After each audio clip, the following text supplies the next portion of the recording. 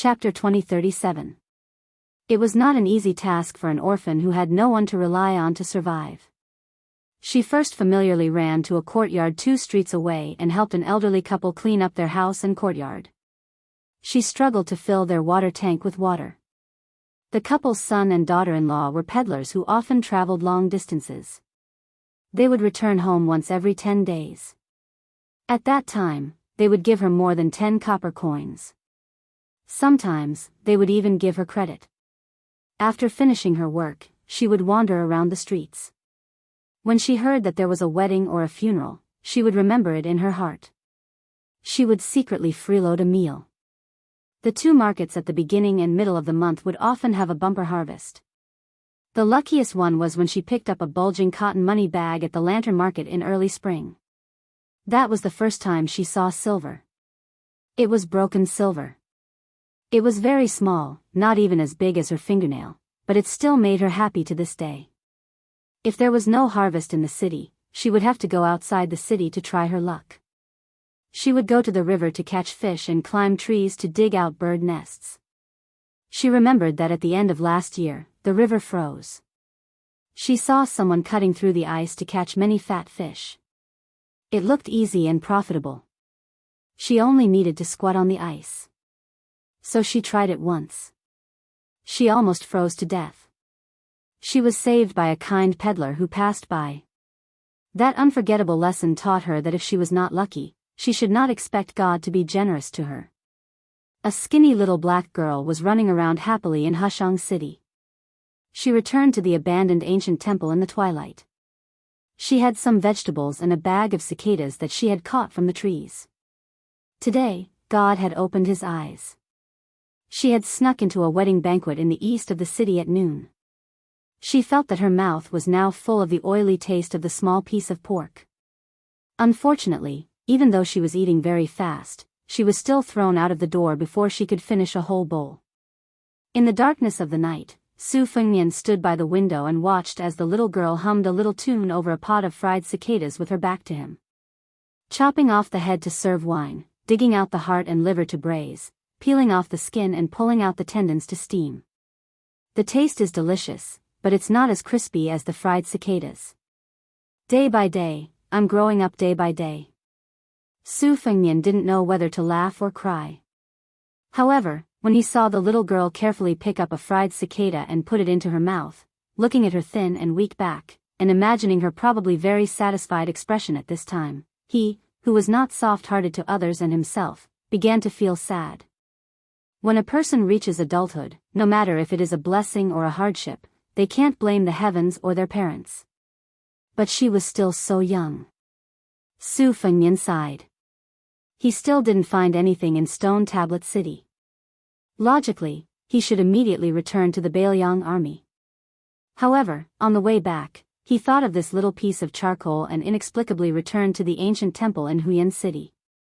The little girl suddenly turned her head and saw Su Fengnian outside the window. She was stunned for a moment, then continued to eat the delicious fried cicadas with her cheeks moving. Taotia's cravings were particular about not eating unless it was in season. However, poor people had no choice but to eat when it was in season. If it was in a rich family, fried cicadas would be considered an unconventional dish. Although it wouldn't be on the table, it was still a rather vulgar and elegant dish. The little girl asked curiously, "You didn't go to Stone Tablet City?" Su Fengnian nodded. She hesitated for a moment. Although her heart ached, she pretended to be magnanimous and said, "Hungry? Have you eaten? If you haven't, let me treat you to a meal." Su Fengnian smiled and said, "Sure." The little girl clearly hoped that this fellow would reply that he had eaten, but she couldn't change her mind. She could only bitterly wave at Su Fengnian. There were still 7 fried cicadas in the pot. She took 4 of them to her side. She glanced at that fellow from the corner of her eye and returned one to him. Su Fengnian squatted down facing her and put one of the fried cicadas into his mouth. Not only was it tasteless, but there was also an earthy taste without any seasoning. However, Su Fengnian couldn't help but think of the shabby scene when he traveled to Jianghu with old Huang. Unknowingly, a smile appeared on his face. She asked proudly, is it delicious? Su Fengnian nodded and said, it's delicious. She hesitated for a moment before patting her stomach. She pretended to be generous and said, I'm full. You can have the rest. After Su Fengnian ate 4 fried cicadas, he shook his head and said with a smile, no need. I can withstand hunger better than you. She tilted her head and asked, you really don't want to eat? Su Fengnian nodded. While she was eating the fried cicadas, he looked around. The little girl took the opportunity to look at him. She clapped her hands and asked, do you want to enjoy the shade? Seeing that Su Fengnian didn't object, she took this fellow who she didn't hate or fear to climb up the tree to the roof. Together, they lay down and looked at the starry sky. She whispered, don't you have a home? Su Fengnian rested his head on his arm and said with a smile, yes, and it's bigger than your home. She curled her lips and said, hey, don't brag. My home is still small. Such a big place is all mine. A meteor streaked across the sky. The little girl quickly closed her eyes and made a wish. Su Fengnian said softly, you made a wish? What wish? The little girl rolled her eyes and said, didn't your parents tell you that a wish won't come true if you say it out loud? Su Fengnian looked at the gorgeous summer sky and said softly, let me tell you, in fact, whether you say it out loud or not, whether you tell others or not, it won't come true. The little girl hurriedly spat a few times and turned her head to angrily stare at this guy with a crow's mouth. Su Fengnian smiled apologetically and said, that's my own experience. Maybe you're different. The two of them were silent for a long time. She suddenly asked, have you ever ridden a horse? Su Fengnian said, of course, I've ridden a horse since I was very, very young. Why, do you want to ride a horse? She lowered her voice and said mysteriously, let me tell you a secret. My father has many, many horses. My father has 10,000 horses, no, 100,000 horses. Su Fengnian laughed and teased, little girl, do you know how many 100,000 horses are? If you let the horses run next to each other, from a high place, the backs of the horses will look like the earth. She whispered, so it's like that. Su Fengnian lay on his side and looked at her and said, you treated me to 4 fried cicadas, so I can grant you 4 wishes. For example, you can ask me to treat you to a chicken leg, give you 1 tael of silver, or something. I will try my best to satisfy you. How about it? Am I not a bad customer? The little girl shook her head and said seriously, my mother said to treat people with sincerity. I gave you those fried cicadas, not sold them to you. Besides, even if I really sold them, they wouldn't sell for a copper coin. Su Fengnian reached out and pinched her cheek. The little girl didn't refuse, but she didn't give Su Fengnian a good look. She suddenly sighed and said, when I was young, Su Fengnian couldn't help but laugh and interrupted her, you're also very young now. She stared at him and continued, when I was young, my mother said that in the far south, every summer, there would be something called fireflies. They would fly around and they were very beautiful. Su Fengnian smiled and said, that's right. The poets there like to call them Shaozhu, Nightlight, Jingtian, and so on. She blinked her sparkling eyes and curiously asked, do they really emit light? Why? I asked my mother, but she didn't tell me. She told me to ask my father, but my father didn't tell me. Su Fengnian seriously replied, that's because the fireflies have light sacs in their tails. They emit a yellowish-green fluorescence. Su Fengnian smiled and added, your father is really stingy. He didn't tell you this. She raised her fist and put on a posture that said, if you say bad things about my father again, I'll hit you. The little girl sighed. Su Fengnian also sighed for no reason. The two of them continued to not speak. Su Fengnian crossed his legs and enjoyed this rare moment of peace.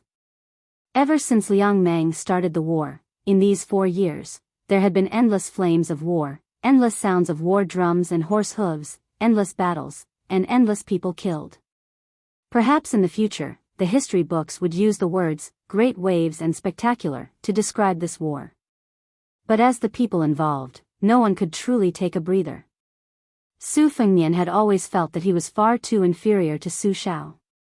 Leading troops to war was like this. Being a father was even more like this. Su Xiao, this father, had left him the hereditary title of King of Biyao and 300,000 cavalry. Su Fengnian had been young and frivolous for 20 years. In Biyao, His Royal Highness had been even more unfettered than the Crown Prince. This was the so-called, a family of good deeds will always have more to celebrate. And when it was his turn to be a father, where was his child? Was this the, a family of evil deeds will always have more to suffer? A gentle voice sounded in his ear. Homesick? Su Fengnian sighed. Yes. The little girl imitated Su Fengnian.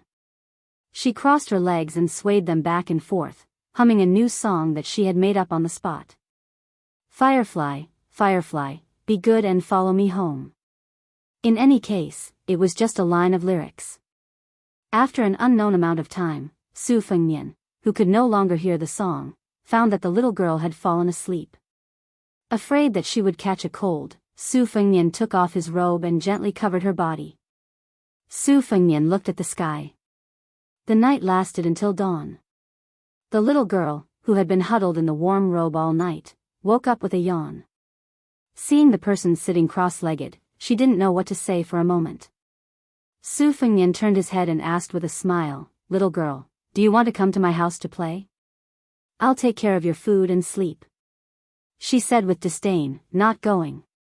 Perhaps she was afraid that it would be hurtful to reject his good intentions so directly. She grinned and said, "Sorry, I can't wander around." Su Fengnian reached out and rubbed her messy hair. "It's okay, I'll come and play with you in the future. Next time you come, can you bring a drumstick?" "Yes." "Pinky swear?" "Okay." The adult and the child solemnly pinky swear. Su Fengnian's smile didn't change, but he quickly got up and looked in the direction of the city gate. Chapter 2038. The little black girl followed her line of sight and looked around. Suddenly, her face turned pale. Hundreds and thousands of black dots were flying and jumping on the roof, heading straight for her little house. Su Fengnian explained softly, "Don't be afraid. Those people are looking for me. I'll definitely find a safe place for you after this. I guarantee that you'll have drumsticks to eat every few days." Previously, he was moving swiftly and stealthily in the several states of the Southern Dynasty. Even if Beimang had Qi cultivators following him, they couldn't find the opportunity to mobilize troops to intercept him. However, it was different in the Aquarius state in the hinterland of Norland. Looking at the situation, not only did the spider web army come out in full force, but there were also several elite cavalry rushing over. But the little girl's lips trembled. She said in a trembling voice, "No, they're looking for me." She suddenly pushed Su Fengnian and screamed, "Run, run. Don't worry about me." Su Fengnian's face was full of shock. She lowered her head to look at the child who was at a loss for some reason. She tugged at his sleeve and looked up with red eyes as she choked out, "Mother is gone. Uncle Su is gone. Brother Tong Guan also lost an arm because of me. It's all my fault. Leave, quickly leave." Su Fengnian felt as if he was struck by lightning. The little girl released her hand and hurriedly pulled out a long and narrow wooden knife from under another tile on the roof. She quickly stuffed it to Su Fengnian and raised her arm to wipe her tears. She squeezed out a smile and said, "Run as far as you can. I mean, if you can find my father one day, tell him that this is a gift from me. Also, my name is Su Nianliang. Also, my nickname is Little Sweet Potato." She grinned brightly. "My father is Su Fengnian. He's the king of Biyao. He's very powerful, right? I didn't lie to you, did I?"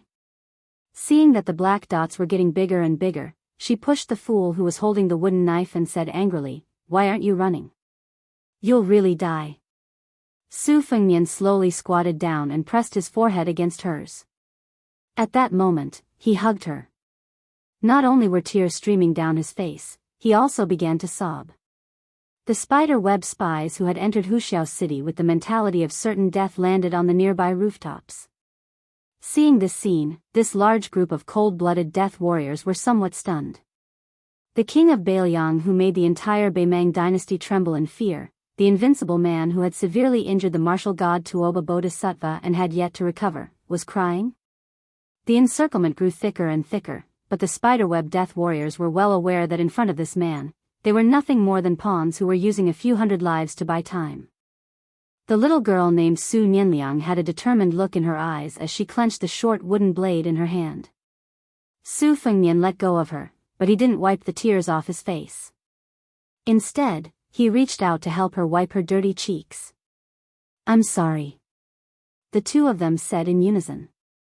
Little Sweet Potato meant that she had implicated him, a stranger who wasn't bad. She just didn't understand why he had to say sorry. But if she couldn't figure it out, then she couldn't figure it out. In any case, it seemed that these two unlucky fellows were going to die here. She didn't want to cry in front of those northern barbarians. She stared at his face and laughed mischievously. "It's okay. Don't worry, I won't laugh at you. Everyone is afraid of death. You saw me crying just now." Su Fengnian stood up and lowered his head. He carefully wore the long and narrow wooden blade that had been carved by the child according to the shape of a cold blade and hung it at his waist. He said softly, "I found you, little Sweet Potato." The spiderweb death warriors were inside the city. Outside the city, there was a cavalry army of around 10,000 people. The sun rose from the east, and the rays of the eastern sun were like a tide that slowly pushed forward. Su Fengnian put a hand on little Sweet Potato's head and looked into the distance. He softly said, "Little Sweet Potato, father wasn't able to protect your mother, but I will definitely protect you. Today, we will go home together." The child stood beside Su Fengnian in a daze, and then she burst into tears. Since she was sensible, this was the first time she had cried so heart-wrenchingly. Even when she left Dunhuang with her mother, she was very sensible and didn't cry out loud. Even when she saw Brother Tong Guan's arm being chopped off, she only covered her mouth and didn't dare to cry out loud. She loudly cried, "You didn't protect mother well. I don't want to call you father. I miss Grandpa. If Grandpa was here, I would definitely let him hit you. You are the biggest villain in the world. Give me back the wooden blade. I won't give it to you. I don't want to make a wish. I will quickly grow up and find you." Su Fengnian's eyes were cold as he looked at the spiderweb death warriors. Hearing the angry words of the sad child, the famous king of Beiyang's lips slightly trembled. He wanted to say something, but in the end, he didn't say a word. He clenched one hand into a fist, and the palm of the other hand was pressed against the rough handle of the long and narrow wooden blade. At this moment, even if 10 Tuoba Bodhisattvas at their peak were to block the way, even if all the first-rank experts in the world were to appear here to oppose him, even if Beimang still had millions of cavalry to block the way, Su Fengnian was not afraid at all. Su Fengnian's tears continued to flow, but his smile grew. "Little Sweet Potato, I found you." Su Fengnian let out a long breath. Just as he was about to let go of his hands and feet and fight, she suddenly tugged at his sleeve. He crouched down, his eyes full of confusion. She sniffled, raised her small hand, and helped him wipe away his tears. Su Fengnian gazed at his daughter. In his eyes, little Sweet Potato was tanned, but more beautiful than all the children in the world. He smiled and said, "You weren't bragging. Your father, Su Fengnian, is really an expert as high as a 100-story building." After he said this, a vision suddenly appeared in the world. Huyan City. Except for this temple. It was the entire Huyan City. Tall buildings were torn apart, stone walls were torn apart, and trees were uprooted and floated up. All the weapons in the city were mixed in. Almost all the inanimate objects rose into the sky. Then, on this small roof, he wore a long and narrow wooden saber at his waist, while little Sweet Potato held a short wooden saber. This father and daughter pair. The Tuma Pass at the border of Yuzhou no longer restricted the passage of merchants. There was a child named Zhao Yusong, who jogged to the market with a joyful expression. In the past year, he liked to squat on the small low wall with his friends, watching the Biyao cavalry enter and leave. Their teacher from outside the village was originally the strictest. Although he was young, he was more knowledgeable than Mr. Hong. According to the new teacher, he came from the Central Plains, Gangnam-do. The teacher always liked to talk about the local conditions and customs there, saying that he hoped the students could travel to their hometown and study. He said that no matter where the student came from, they should read thousands of books and travel thousands of miles, so that they could not live in vain. Today, the strict teacher from the village actually drank alcohol. He reeked of alcohol and was drunk. The whole school could smell it. Today, the teacher shook his head and was very interesting. He almost fell down a few times, but in the end, he said to them, Biyao has won, we have finally won, not only the north. The southern dynasty of the Mang barbarians is under the iron hooves of Biyao. 2 great Turks have taken the initiative to surrender. Even the grassland of Biyao can't be protected. Zhao Yusong ran happily and quickly today, leaving his peers far behind. He ran to the low yellow wall and squatted beside a little girl who had been waiting there for a long time. He whispered to her, telling her all the interesting things that happened in the private school today. The little girl's family was in a similar situation as his. Although they were not from the same village, their mothers were very close. They often visited each other's houses. Many people in the private school laughed at them for being betrothed. Zhao Yosong's face would turn red every time, but he was unwilling to deny it. He was not stupid. He liked her a lot. She was fair and chubby, and her eyes were so beautiful and watery. It would be strange if he did not like her. Those who made fun of him the most fiercely were actually secretly fond of her. It was a pity that she only liked him. After quietly listening to Zhao Yusong, the little girl lowered her head and said timidly, My mother is going to get married. That person just came to propose marriage. Zhao Yusong was surprised, and then asked in a low voice, Is it Lu Biaozhang from your village? The little girl nodded vigorously. Zhao Yusong sighed heavily, and then comforted her like an old man, It's okay. Although Lu Biaozhang is 5 or 6 years younger than your mother, he is indeed a hero.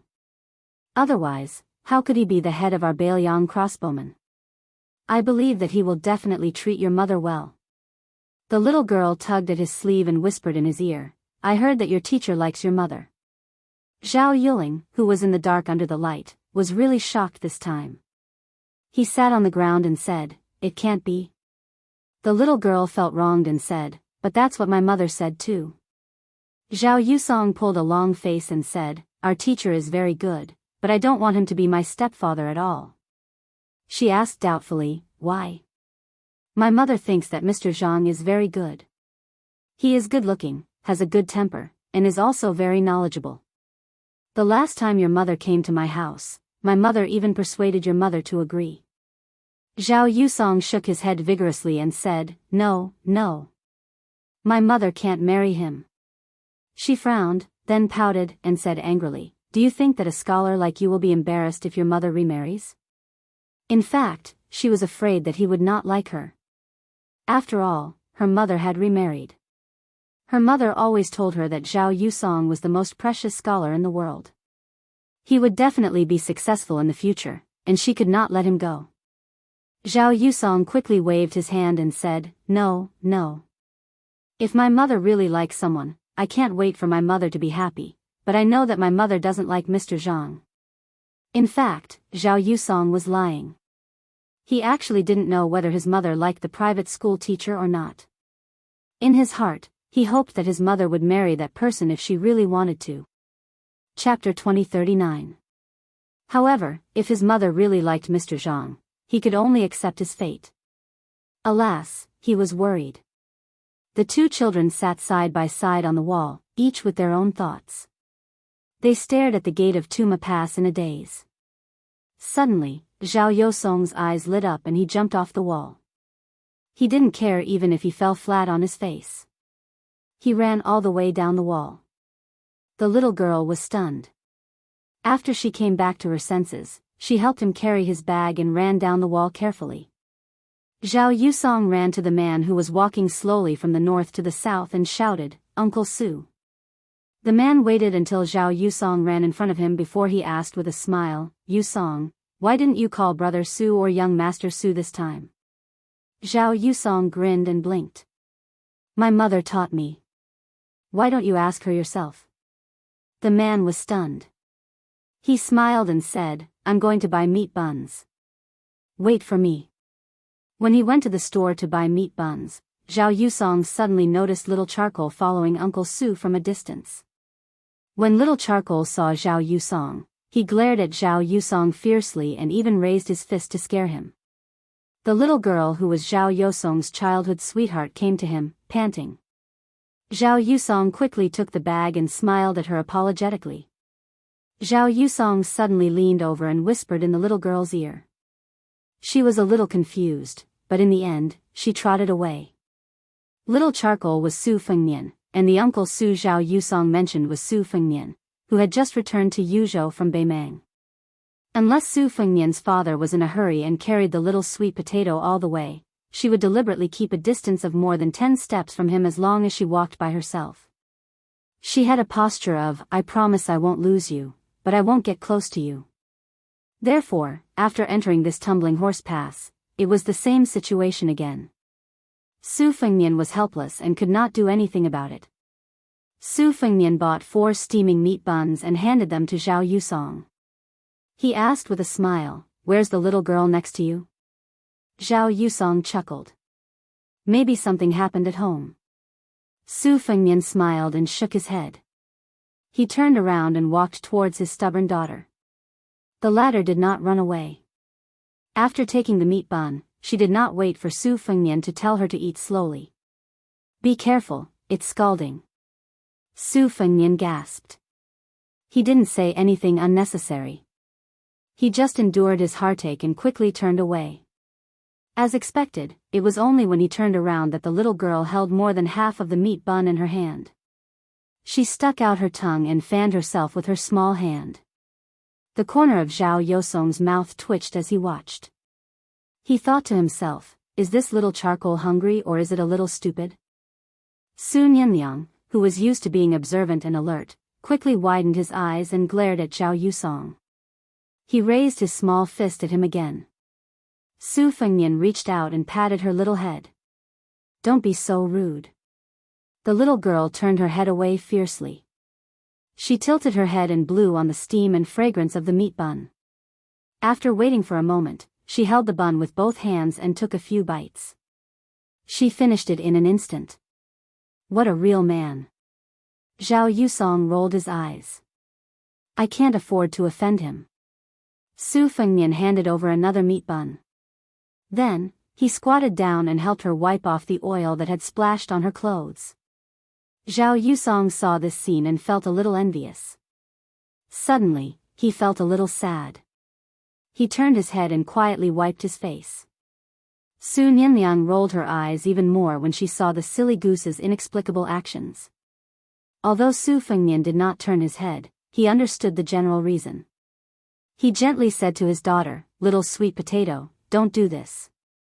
Little Charcoal, who had a long and narrow wooden saber hanging from his waist, turned his head fiercely again. Su Fengnian sighed and stood up. When he turned around, he saw the kind and gentle girl, Su Qing. She was a little out of breath, a little shy, but also a little expectant and happy. She didn't say anything, but her clear eyes seemed to be saying something. Zhao Yusong first winked at the little girl, then broke the silence. "Uncle Su, my mother just opened a small cloth shop in the market. Why don't we go take a look?" Su Fengnian hesitated. He turned to look at little sweet potato and was about to decline. Su Qing, the little girl who had once personally embroidered a python robe at the Golden Silk Weaving Bureau, came directly to little sweet potato's side for some reason. She crouched down and picked up the little girl. She stood up and looked quietly at Su Fengnian. Su Fengnian looked at little sweet potato who was flustered but did not struggle too much. He felt a little amused and nodded. Zhao Yusong and his childhood sweetheart led the way in front. Su Qing gently asked, "Little girl, what's your name?" The little charcoal child immediately cried. "My name is Su Nianliang." Su Qing softly said, "Yes, you look like your father." Little Sweet Potato wiped her tears and shook her head. "I don't look like him. I only look like my mother." Su Fengnian was a little curious why Little Sweet Potato was so intimate with Su Qing. It was probably Su Qing's unique gentleness that came from the bottom of her heart that made this lonely and helpless child feel nostalgic. And this extremely sensitive child had an inexplicable talent for distinguishing between kindness and malice. At that moment, Su Fengnian's eyes instantly turned red. He turned his head and gently exhaled. On the way to the south, Su Fengnian had suffered a lot. If she had the slightest interest in chatting. "Su, how many women do you have in Biyao?" "Oh, you're so hesitant. That means a lot." TSK. You're indeed the king of Biyao." If she was in a particularly bad mood. "Su. Yes? Do you believe that I'll beat you into a pig's head with a wooden knife?" "I believe you." "You don't believe me at all." Dozens of wooden knives were thrown at him. He didn't dodge. If she was in a slightly better mood. "Hey, is that Mount Qingliang that you mentioned as big as my house?" "Yes, it's a little bigger." "You're lying." Yet another round of wooden sabers. But it was less than when she was angry. If she was in a rare good mood. "Hey, Su Fengnian. Is Jiangnan a place further south than Biyao?" "Yes." "Then have you seen the sea?" "It's very, very big." "I've seen it, but I've only seen the East China Sea. I've never been to the South China Sea. Shall we go together in the future?" "I'll go alone." "Then you'll have to wait until you're older. Otherwise, I won't be at ease." Then Su Fengnian was beaten again. Only when she was in a good mood, Little Sweet Potato would ride on her father's neck, put her little chin on her father's head, and didn't say a word. She just sniffed gently, but she didn't cry out loud. Occasionally, when the two of them rested halfway, Little Sweet Potato would look to the north alone, lost in thought.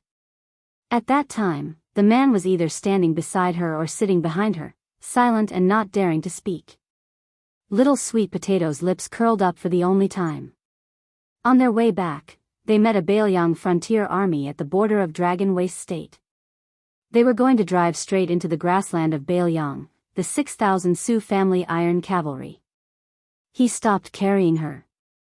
She took the initiative to ride on his neck, opened her eyes wide, and looked at the unfamiliar cavalry with a curious face. The 6,000 iron cavalry of the frontier army dismounted at the same time. After seeing the little girl riding on the young king's neck, everyone was excited. The leader of the cavalry was Li Yanchao, the commander-in-chief of the Right Cavalry. He took the lead and cupped his hands, saying loudly, "Beiyao's Right Cavalry. Welcome home, Your Highness." The 6,000 men cupped their hands together and said loudly, "Beiyao's Right Cavalry. Welcome home, Your Highness." According to the laws of Liang, all the daughters of the kings were only princesses. However, the Biyao cavalry had been invincible for 20 years. When did they care about the views of the Central Plains imperial court? After that, Little Sweet Potato didn't speak much. Until they entered the Tuma Pass at the border of Yuzhou. When they arrived at the small cloth shop at the corner of the market, perhaps because Su Qing left in a hurry, she didn't even close the door. There were already many customers waiting for her, and business was obviously good. The Battle of Liangmang had ended, and many soldiers of the frontier army were returning to the pass one after another. With more people and more soldiers, business was naturally good. The small shop. There were 7 or 8 men and women inside, and it was a little crowded. However, she believed that most of the men were here to buy cloth. Su Fengnian said to Su Qing considerately, "You go ahead with your business, it's okay." After Su Qing put Little Sweet Potato down, she bent down and rubbed her little head. Su Qing's eyes were curved, and she said softly, "Little Yang, can you pick a piece of cloth yourself? I'll make a nice dress for you later. You're so tanned, you can't pick one that's too colorful." The little girl made a face and skipped away to pick the cloth. She wasn't polite at all. Suddenly, she remembered and said to the woman who was walking to the counter, "I'll ask Su Qing to pay." Su Fengnian smiled and nodded. However, Su Qing smiled and shook her head. "I'll give it to you this time, but next time, you'll have to pay." Little Sweet Potato thought carefully and glanced at Su Fengnian, who was sitting on the threshold. The child didn't refuse. Probably because of Su Fengnian's sudden appearance, the male customers left quickly. However, the women and girls were even more reluctant to leave. During this time, Su Qing and Little Sweet Potato looked at each other in tacit understanding. At that time, before Little Sweet Potato went to touch the cloth, her two little hands didn't forget to vigorously wipe her sleeves. Su Fengnian sat alone on the threshold with one hand supporting his chin. He kept looking at the child with a serene expression and warm eyes. After waiting for all the customers to leave, Little Sweet Potato sighed and spread out her hands. She said to Su Qing with a helpless face, "I don't like anything." Su Qing made an "oh" sound, then walked out of the counter and went to the cloth rack to pick and choose. Finally, she picked up an elegant floral cloth and turned to the little girl with a smile. "Then I'll just give you this cloth casually." Little Sweet Potato blushed a little. Su Fengnian stood up and said softly, "I have enough money." Little Sweet Potato waved her hand, "Okay." Chapter 2040. Su Qing looked at the sky outside. It was dusk. She looked at Su Fengnian, who looked like he was about to pay and leave, and said gently, "Why don't you eat before you leave?" Su Fengnian shook his head. "Forget it." Little Sweet Potato suddenly asked, "Do you have any fried cicadas?" "The crispy kind." Su Qing shook her head. The little scholar Zhao Yusong slapped his forehead. So she was a heroine. Little Sweet Potato asked again, "Do you have rice?" "Big bowls." Su Qing nodded lightly. Little Sweet Potato patted his stomach. "Eat and drink before you leave." After closing the shop, Zhao Yusong wanted to send the little girl home first, so Su Qing led Little Sweet Potato home. Su Fengnian could only stand obediently on the other side of Su Qing. Su Qing asked, "Did your father give you the wooden saber?" Little Sweet Potato patted the long and narrow wooden saber lightly and snorted coldly. "No, I made it myself." The child quickly added, "I made it for myself. I didn't give it to anyone." When they reached the small courtyard, Su Qing brought the little girl to prepare dinner. The little girl was probably happy to stay with her father. Su Fengnian sat on a small stool in the courtyard and looked up at the sunset, unable to take his eyes off it. Zhao Yusong quickly ran home and stared blankly with Su Fengnian. When he called them to eat, Zhao Yusong realized that little Charcoal seemed to have cried and looked pitiful. After sitting at the sumptuous table, Zhao Yusong quickly realized that the little girl was wolfing down the rice. Her chopsticks flew like they were flying, like a hungry ghost reincarnated. Su Fengnian didn't say anything, but Su Qing occasionally told her daughter to eat slowly and not to rush. When Little Sweet Potato was full, Su Fengnian had only eaten a few mouthfuls. For some reason, the little girl's taut bowstring seemed to have suddenly loosened. Then, it was obvious that she was mentally exhausted. Almost unwillingly, she lay on Su Fengnian's back, closed her eyes, and fell asleep, snoring softly. Su Qing immediately covered her mouth so that she wouldn't disturb the pitiful child's life. Earlier, when they were preparing dinner together, although Su Nianliang didn't say much, when he talked about the past that the child thought was very interesting, Su Qing felt extremely sad. Although she had never been educated, the principles of the world were interconnected. She was a woman who had endured the hardships of life. She roughly knew that men and women in the world, after growing up, would suffer and would not be able to blame the heavens and accuse others. But how could such a young child talk about such things? If he found it interesting, how could he be so enraptured? She looked at the two figures as they walked out of the house. For the first time, she was angry at him. "Can't you let the child sleep on the bed?" At that moment, the man suddenly stopped in his tracks. Zhao Yusong was at a loss and a little scared. In the end, Su Fengnian returned to the house and gently handed the sweet potato to Su Qing. She carried the child to her room and covered the child with a quilt. She stood at the door and said softly, "Tonight, you will sleep in the room on the right pine." Su Fengnian shook his head and said, "No, I will go to the courtyard." She wanted to say something but hesitated.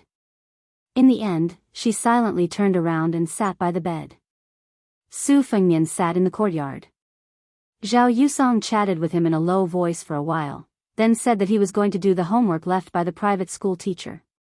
Su Fengnian said softly, "Study hard. In the future, you will pass the imperial examinations. Don't let your mother down." The child nodded vigorously and then tiptoed away. Su Fengnian didn't say a word.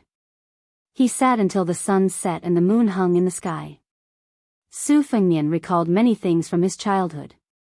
Some memories were vague, but some were still vivid. After arriving at Mount Qingliang in Beiliang, the past, especially when he was young, became much clearer. However, at that time, his mother was no longer around, and only Su Shao was left. Su Fengnian didn't move from the beginning to the end. Only when he became a father would he understand his father. No matter how much he had done for him, he would never feel that it was enough. He would always hate that it was not enough.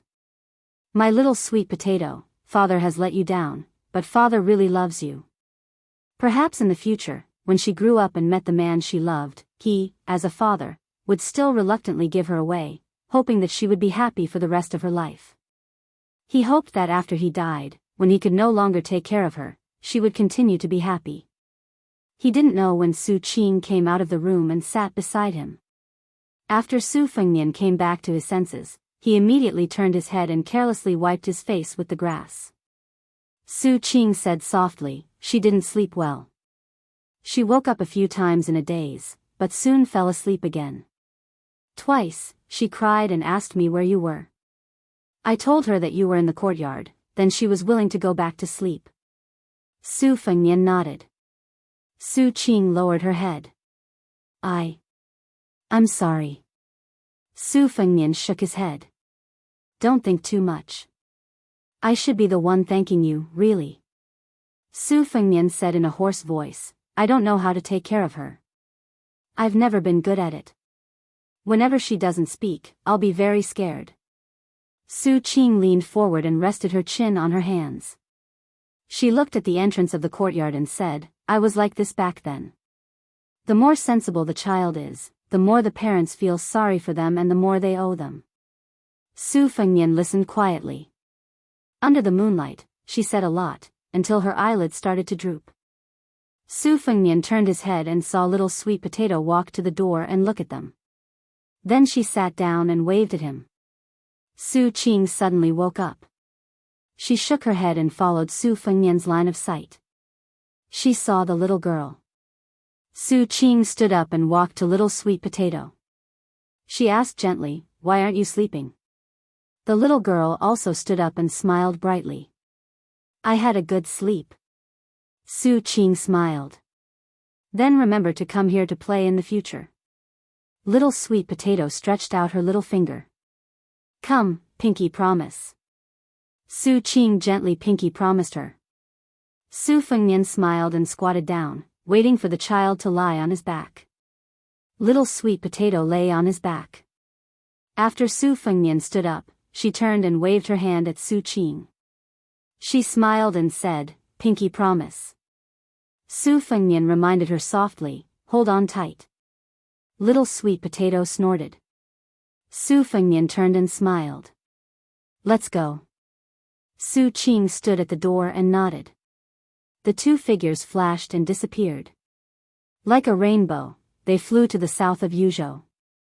After about 100 miles, Su Fengnian noticed something wrong with little sweet potato. He stopped and asked worriedly, What's wrong? Are you not feeling well? Little sweet potato struggled to leave his warm back. She stood on the ground with her head lowered and didn't speak. Su Fengnian knelt on one knee in front of her, not knowing what to do. She suddenly covered her eyes with her hands, as if she didn't dare to look at her father. She sobbed, Sorry, I miss mother, sorry. I'm not angry at you, even if I am, it's only a little. Little sweet potato only blames herself for being useless.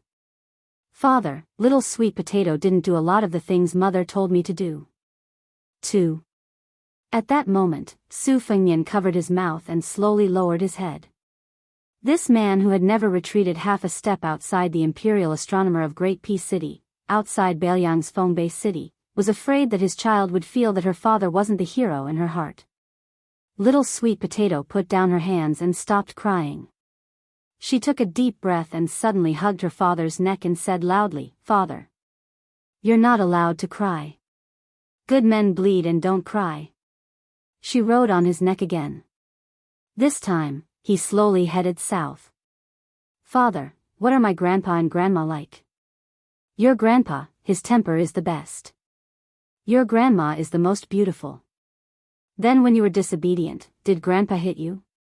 "Ha, he couldn't bear to." "Then if I'm disobedient in the future, will you hit me?" "I also couldn't bear to." "Then if bad people bully little sweet potato in the future, what will you do?" "I mean, there will be a lot of bad people, even more than last time we were in the north." "A lot more." "Father will beat 10 Tuoba bodhisattvas until their parents won't recognize them." "N? What does that mean?" "You'll understand when you grow up." "But I've already grown up." In father's heart, little sweet potato will never grow up.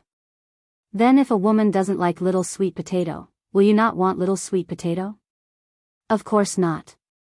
Because father likes little sweet potato the most." "Sigh, back then, mother must have been tricked by you like this. When I'm angry in the future, I'll call you Su Fengnian." "Father, will you be angry?" "Little sweet potato, father will never be angry with you in this life." "What if you don't keep your words in the future? Don't you have a wooden sword?" "That's right. Can you accompany me to the roof in the future? Can we go find those things called fireflies together? Do we have drumsticks at home? Is the blanket at home thick enough?" "Anything is fine. Everything is fine. Father, N? Don't die, okay? Don't pretend to sleep. Okay. Father. What now?" "Hey, I'm just calling you." Outside the city, smoke rose everywhere. Inside the city, chaos was everywhere. One must know that this city was called Great Peace City. For more than 200 years, there had never been a foreign army that attacked this Liang capital. What made him feel the most sorrowful was that the reason why the enemy had not attacked the city was because they wanted to prevent the Battle of Liangmang from ending too early. The emperor of the Zhao clan, Zhao Zhuan, sat alone in the diligent room where all the previous monarchs had studied and learned to read. At the door stood the left-scattered cavalry officer of the province, Qin Xiaobao Qin Wang. The young emperor sat in the seat he sat in when he was young and studied. He raised his head and looked at the place where the diligent teacher taught. No one knew whether this young monarch, who originally had lofty ambitions, was angry or regretful in the depths of his heart. Chapter 2041. Strangely, this emperor, from the time he was a prince to his ascension to the throne, did not have a bad reputation at all. In fact, even if he was not the eldest son of the previous emperor, his ascension to the throne was still very justified and seemed to be supported by the people. After he sat on the throne, there was nothing wrong with it. He had the magnanimity of a scholar, the bearing of a wise emperor, and the popularity of the people. But in the end, the Liang dynasty that unified the Central Plains, the old emperor Zhao Li, and the previous emperor Zhao Dun, passed to Zhao Zhuan and died in his hands. In the spring and autumn period, some emperors who died had to die, and some did not. The former was the Jiang emperor of Dechu, and the latter was the last emperor of the old southern Tang. Although this young emperor belonged to the former, Zhao Zhuan did not care about his own life and death. He just wanted to understand one thing here. Why did he lose silently in the end, like a tall building that suddenly collapsed and fell apart in an instant, and there was no time to remedy it? Was it his great-grandfather's fault? Or was it the Zhao family's foundation that was on the verge of collapse in his father's hands? The emperor, who had his back to Qin Wang, looked calm. Qin Wang suddenly saw the young eunuch standing at the end of the corridor. Qin Wang wanted to say something but stopped. The eunuch walked slowly along the corridor, brushed past Chen Wang, and continued to walk.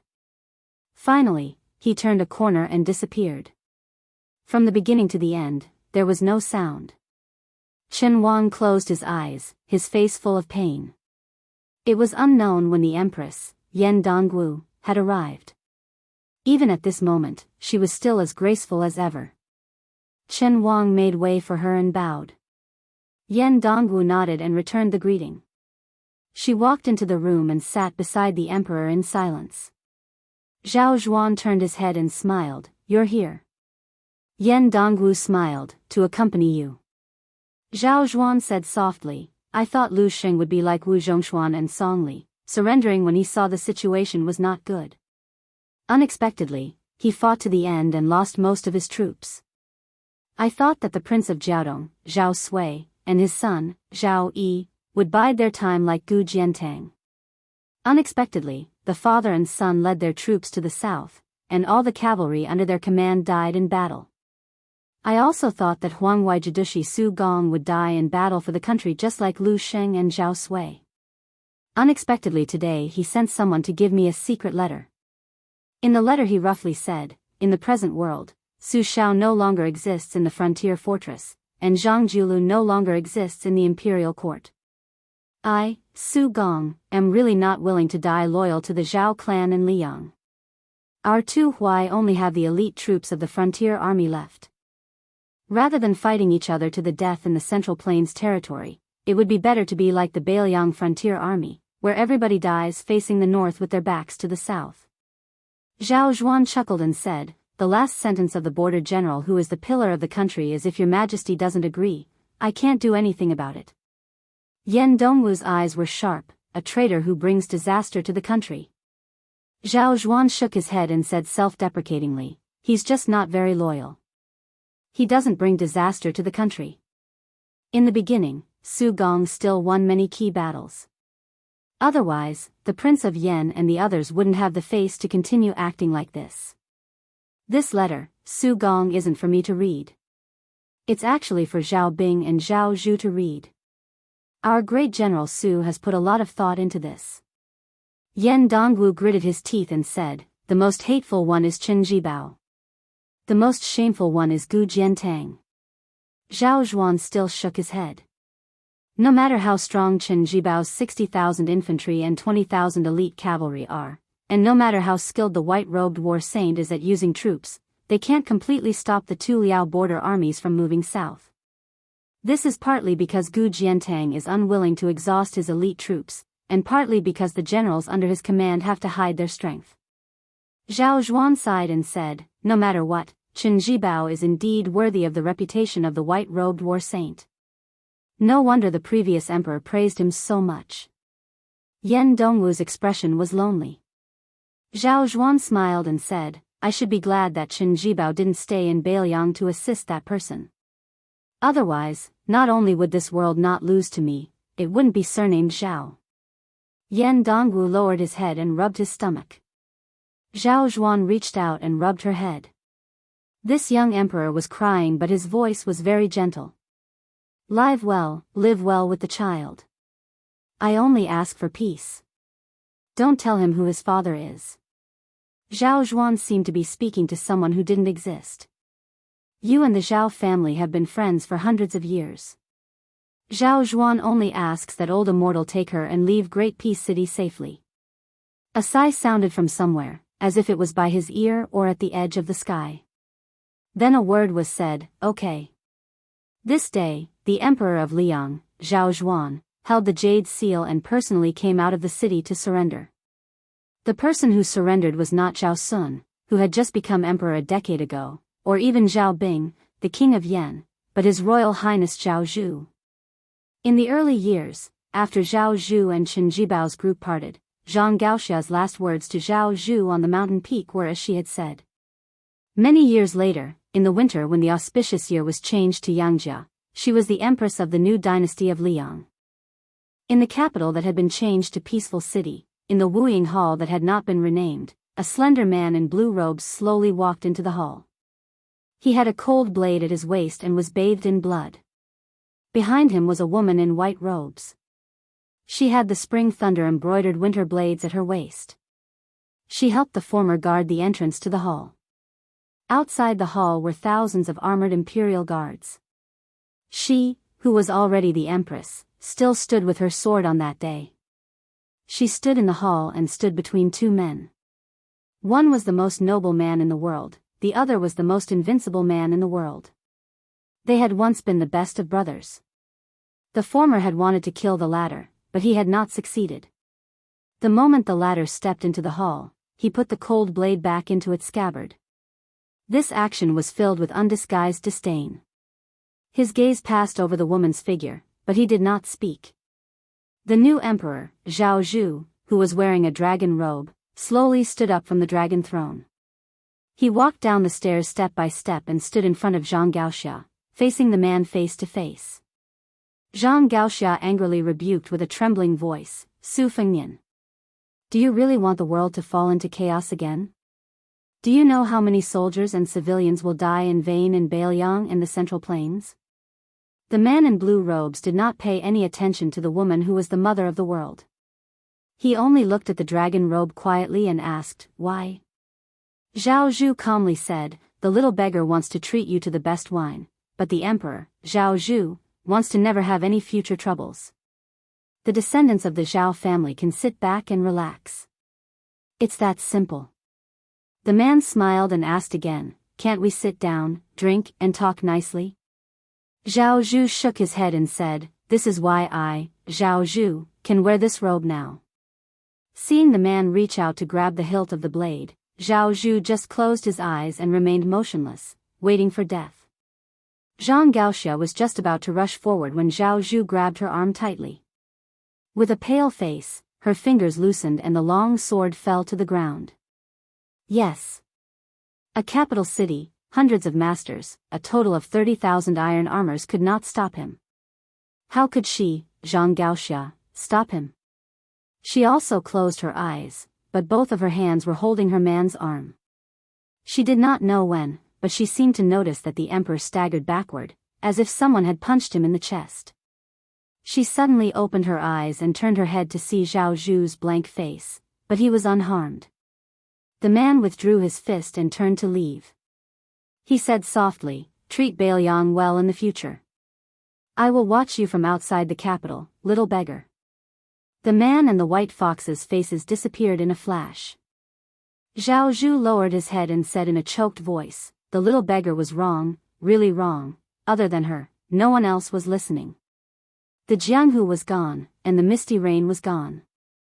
After this life turned around, there would be no wind, rain, or sunshine. Shining spears and armored horses.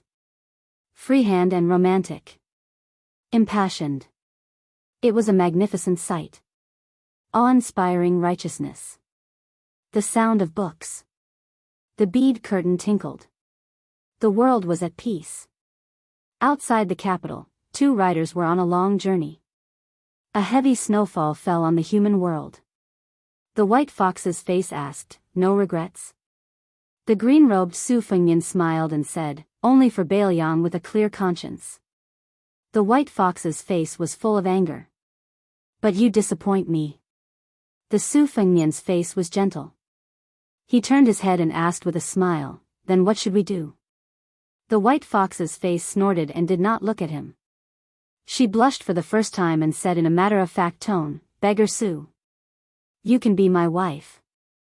The Su Fengnian gave her a thumbs up. Skillful work. His Royal Highness must be rewarded. The white fox's face stretched and the corners of her mouth curled up. She said angrily, "But my wife's wives are a little too many. Let me count: Jiang and I, Lu Qingyan, Wang Chudong, Sweet Potato, Blue Bird, Pei Nanwei, Huyen Guanin." She kept counting, but why did it feel like there was no end? Someone looked up at the sky. What a heavy snowfall. It seems to be about the same size as when we first met back then. She held back her laughter and also looked up. She sighed softly and said, "Yes. In the heavy snow." Compared to the embroidered winter back then, there was the spring thunder. Now, there was a cold knife. The Jianghu in the snow started with them and ended with them. A good beginning and a good ending. Hashtag hashtag hashtag in the end, Zhang Xiao'er served the wine. There was a small town. Perhaps because it was too far away, it escaped the smoke of spring and autumn in the early years. This time, it escaped the flames of war in the Central Plains.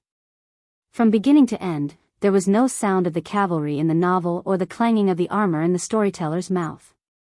As the dust settled on the side of Great Peace City, the chaotic presence suddenly disappeared, and an even grander presence of a prosperous era arrived. For this small town, the most direct and obvious scene was the increasing number of customers who went to the brothers' building to drink and listen to storytelling. In the end, it was overcrowded.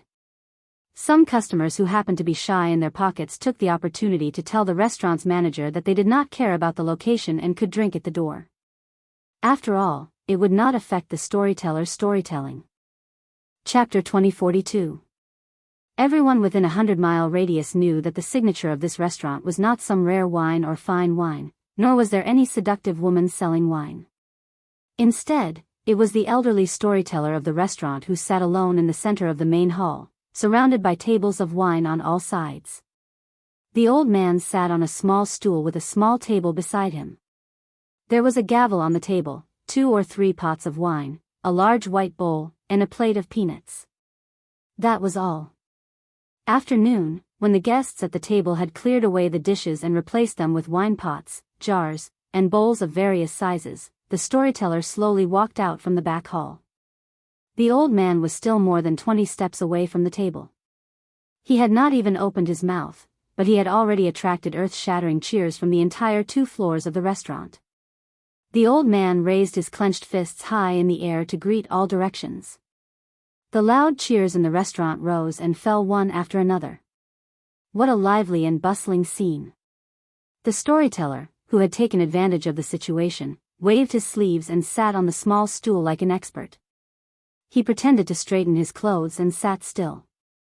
Only then did he reach out to grab the gavel and heavily knock it on the table. He said loudly, at the end of the previous report, it was said that the Second Battle of Liangmang was imminent. 18 great grandmasters of the Central Plains would come together. The old man grabbed and put down the gavel again. He suddenly knocked the gavel on the table again. The old man said in a deep voice full of energy, "The rise and fall of 1,000 years, the affairs of the military and the state, are the most troublesome to think about." The most troublesome. At this moment, a listener laughed loudly and asked, at the end of the previous report, "You old man, you kept us in suspense. You said that Zhang Feilong, Hero Zhang, who is known as the layman of Bianjing in Jianghu, asked our king of Biyao for advice on how to deal with the fairies and heroines. What did the king of Biyao say? We're all waiting. Everyone, don't you think so?" Up and down the restaurant, dozens of tables of guests roared in agreement. Many of the Jianghu heroes who had placed their swords and sabers on the table began to boo. Many young wanderers even whistled with all their might. The storyteller was obviously already familiar with this scene. He calmly poured himself a bowl of wine and slurped it down with relish.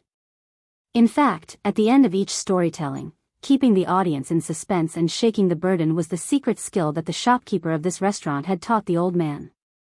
Only by keeping the audience in suspense could there be repeat customers. After the old man leisurely put down the bowl of wine, he smiled and said, "If you hadn't mentioned it, this old man would have forgotten about it. Don't be impatient, let this old man slowly tell you about it." Dealing with people was a form of knowledge. If a fledgling young hero of Jianghu got to know those high and mighty beautiful fairies, it would be even more of a learning process. There were 2 types of heroines in the world. One type was Huishan Ze of the Great Snow Plateau, and Jin Qiu Dao Manor Master Tong Shanquan. They were as rare as phoenix feathers and unicorn horns, they could be counted on one's fingers. I'm afraid even if you wandered north and south of the Yangtze River, you still could not find one. This old man did not know how to deal with them, but there was another type. In the past, the king of Biyao taught Zhang Feilong, Zhang Daxia exactly like this. The king of Biyao, his old senior, said so. Everyone, please listen carefully. This kind of priceless advice, if you miss this village, there won't be another shop like this. Alright, looking at the old man holding the wine bowl sideways, he couldn't be more familiar with it. We have to fork out the money again. Sure enough, there were two delicate and pretty waitresses from the restaurant who had already arrived between the tables. They didn't ask for money, but instead carried a wooden board with a dozen or so bottles of expensive wine on it. They didn't ask for anyone to buy them, and whoever liked to drink could take them for themselves. In the beginning, when the restaurant played this trick, no one was willing to accept it. It was just that they could not stand the old storyteller who shamelessly refused to tell the story when no one took the wine. Now, the customers of the restaurant were already used to it. They were too lazy to care about the small amount of money. They just had to pay out of their own pockets. Anyway, the old men who came here did not lack money. What's more, if you took the wine today, he would pay for it tomorrow, and the day after tomorrow, he would change to someone else to pretend to be fat. In the end, both the seller and the buyer were satisfied. However, the owner of the restaurant was really wicked. He could even think of such a cheap trick. Fortunately, the restaurant was smart enough to grasp people's hearts. They knew that this kind of thing should not be done more than 3 times. Generally, they would only do it once at the beginning and once at the end. It was not annoying. Over time, it became an unwritten rule of the restaurant. It even became one of the characteristics of the restaurant. The 20 small pots of wine that the 2 waitresses carried were quickly taken away by the guests. The storyteller then continued, "The Northwest King said to our hero Zhang that it is actually fun to fight with those fake female heroes and fake fairies. According to the king, first of all, you must remember that you must not surrender before fighting. You must not feel that you are inferior to others, and that those fairies and heroines are naturally superior. You must tell yourself that no matter how beautiful and charming those women in front of you are, no matter how arrogant and cold they are, they still have to eat, drink, and go to the toilet. After eating onion, garlic, and fish, they still have to fart." First, the whole restaurant was stunned. Then, there was a thunderous applause. These words really made people feel enlightened. On the second floor, a smiling man was lying on the railing. On his left was a little girl standing on tiptoe, and on his right was a little boy squatting. The 2 children had a small wooden sword hanging from their waists. This man was the shopkeeper of this restaurant. He used to be a waiter here. After a few years as a waiter, he quickly bought the entire restaurant from the old shopkeeper.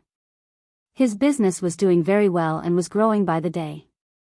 It was said that the previous shopkeeper, who had gone to the capital city to buy a house for his retirement, had received at least 300 taels of silver from last year's dividends at the beginning of spring. This new shopkeeper had been a popular figure in this small town for the past 2 years. He was very capable and had a very good relationship with many scholars who had obtained the title of Shiozai.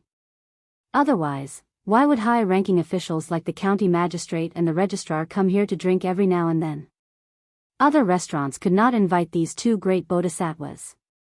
Even if they spent money, they could not. A delicate and gentle woman gently came to the man's side and held her daughter's tender hand. When the man turned to look at her with a smile, she glared at him. Then, she could not help but laugh and complain, "The children are all listening." The man scratched his head, "It's not a bad thing. If they listen, then so be it. Tuan Tuan and Yuan Yuan won't understand." Unexpectedly, the little boy squatting at the man's feet raised his head and said, "Father, what's there to not understand about squatting in the latrine?" The little boy was glared at by his mother and made a face. He quickly retracted his head and continued to watch the bustling scene on the first floor. This innate cleverness must have been inherited from his father. The woman lowered her voice and asked with a smile, "Could this be said by the Northwest Prince himself? Don't tell me that you made old Mr. Lu up to deceive me?" The man smiled, "Whether the Northwest Prince said it or not, how would a commoner like me know? But that brother of mine who mingled in the pugilistic world really said that back then."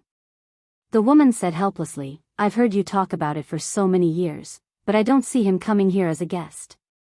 The man's eyes were clear as he said, "He will come.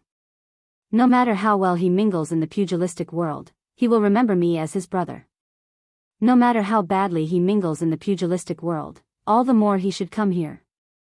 There's no shortage of places for him to eat, drink, and sleep. The man suddenly felt a little nervous and whispered, "Wife, if that day really comes, you can't despise my brother. This is the only thing I'll do in my life." The woman was a little angry. "What nonsense are you talking about? Am I that kind of person?" The man smiled brightly and narrowed his eyes. "I knew it. Out of all the women in the world, my wife is the best." She said angrily, "The children are all here, but you don't act like a father." The little boy at the man's feet sighed and shook his head. He imitated his father's catchphrase and sighed, "I'm very depressed right now." The man laughed loudly. The woman reached out and gently pinched his arm. "Look, he learned it from you." The little girl said timidly, "Father, ever since Grandpa Lu got drunk and said it once, Tuan Tuan has been asking people where the crotch is." This time, the woman pinched his arm even harder. The man grimaced, turned around, bent down, and gave his son a chestnut. "It's all because you learned bad things from your Uncle Xiaoyan. You don't know how to learn from your father." The little boy hugged his head and looked up, aggrieved. "Father, when will Uncle Xiaoyan come? When will he bring my fiancée?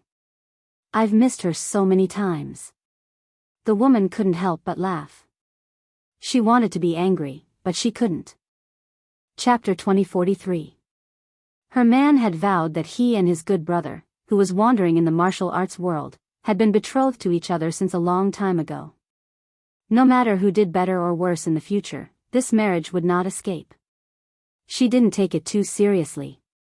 After all, she knew that although her man was amiable to everyone, he was actually very proud. Not everyone could make him nag for so long. Even when he sat at the same table as the county magistrate, no matter how much they felt like old friends at first sight and how watertight they were when drinking, her man didn't take those people in official hats seriously at all.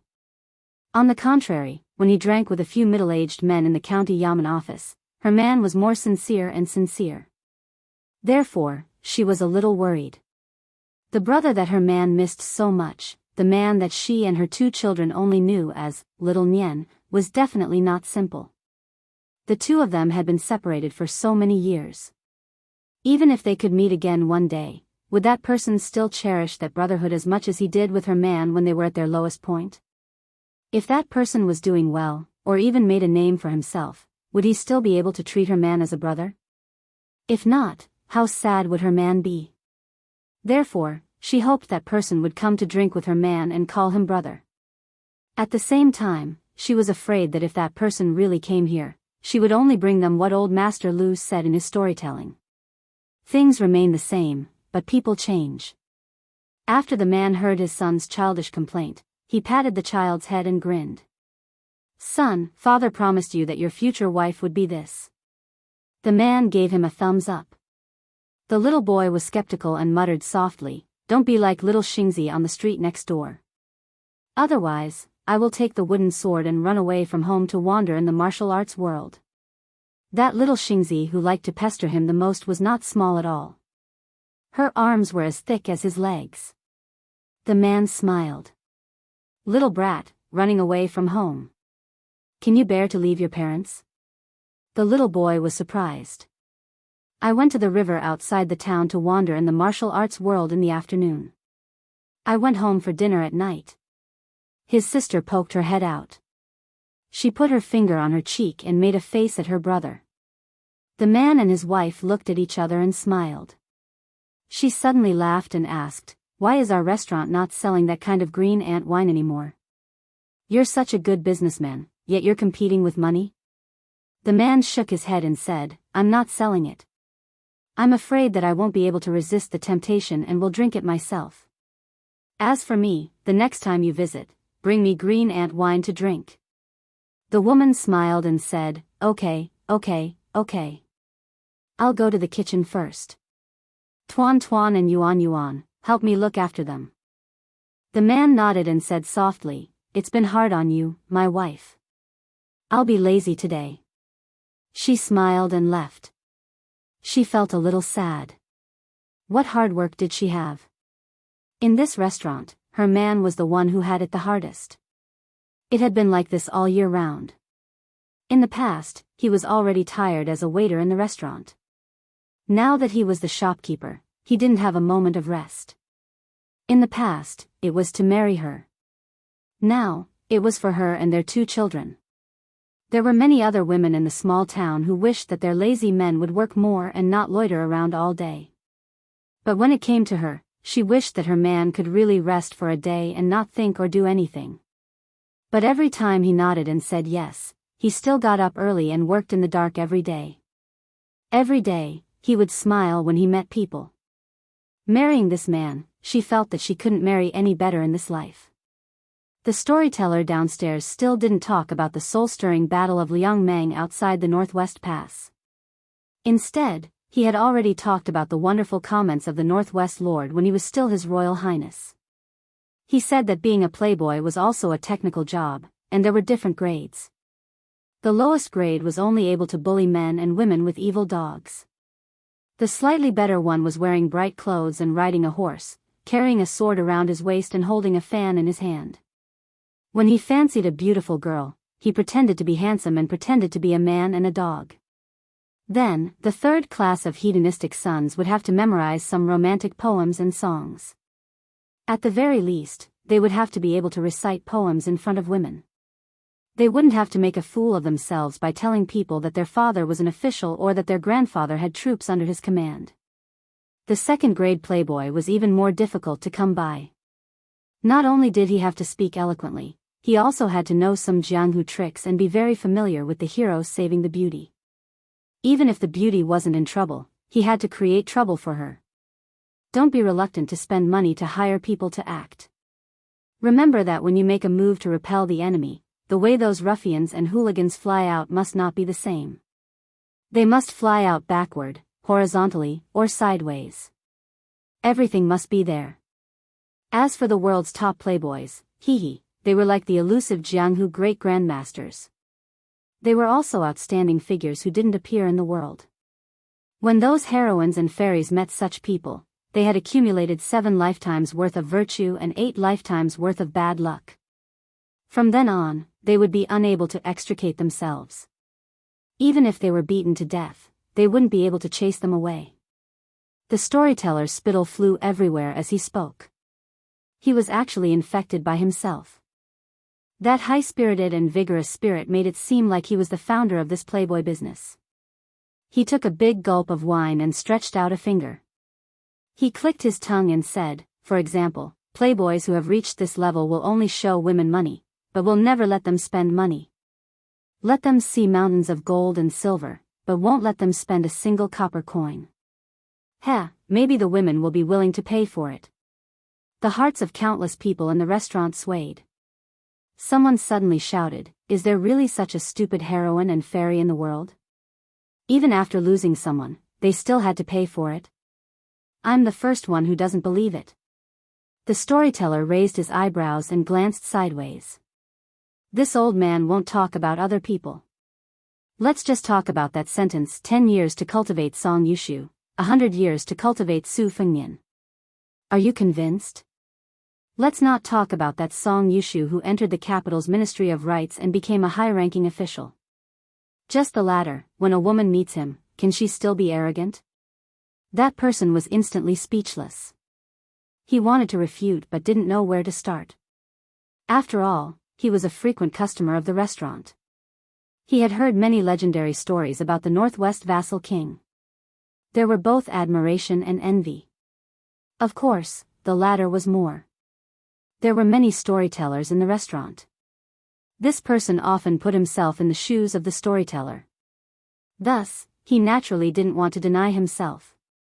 On the 2nd floor, the restaurant manager squatted down and picked up a child. He laughed softly and said, "Tuan Tuan, Yuan Yuan, father will tell you the truth." When father was roaming the Jianghu, there was also a woman who sincerely called you father and called father, young master. Although she wasn't a famous fairy or heroine, she was much more powerful than all the heroines and fairies in the Jianghu. Therefore, only your uncle Xiaonian is worthy of her. That kind of good lady, father feels that she's only slightly inferior to your mother. Tuan Tuan, if you still want to be a hero when you grow up, if you have the ability, find me such a lady to be our daughter-in-law. The little boy frowned and said seriously, Father, I already have a daughter-in-law. I don't like to be a womanizer. Mother also said that a good man must be loyal to a lady. The man lowered his voice, that's the reason. Your mother is not wrong, but the good ladies in the world usually admire heroes. Think about it, if she likes you but you don't like her, how sad would that lady be, right? The child fell into deep thought. Between the daughter-in-law he had yet to meet and the good lady he had yet to meet, it was a battle between heaven and earth.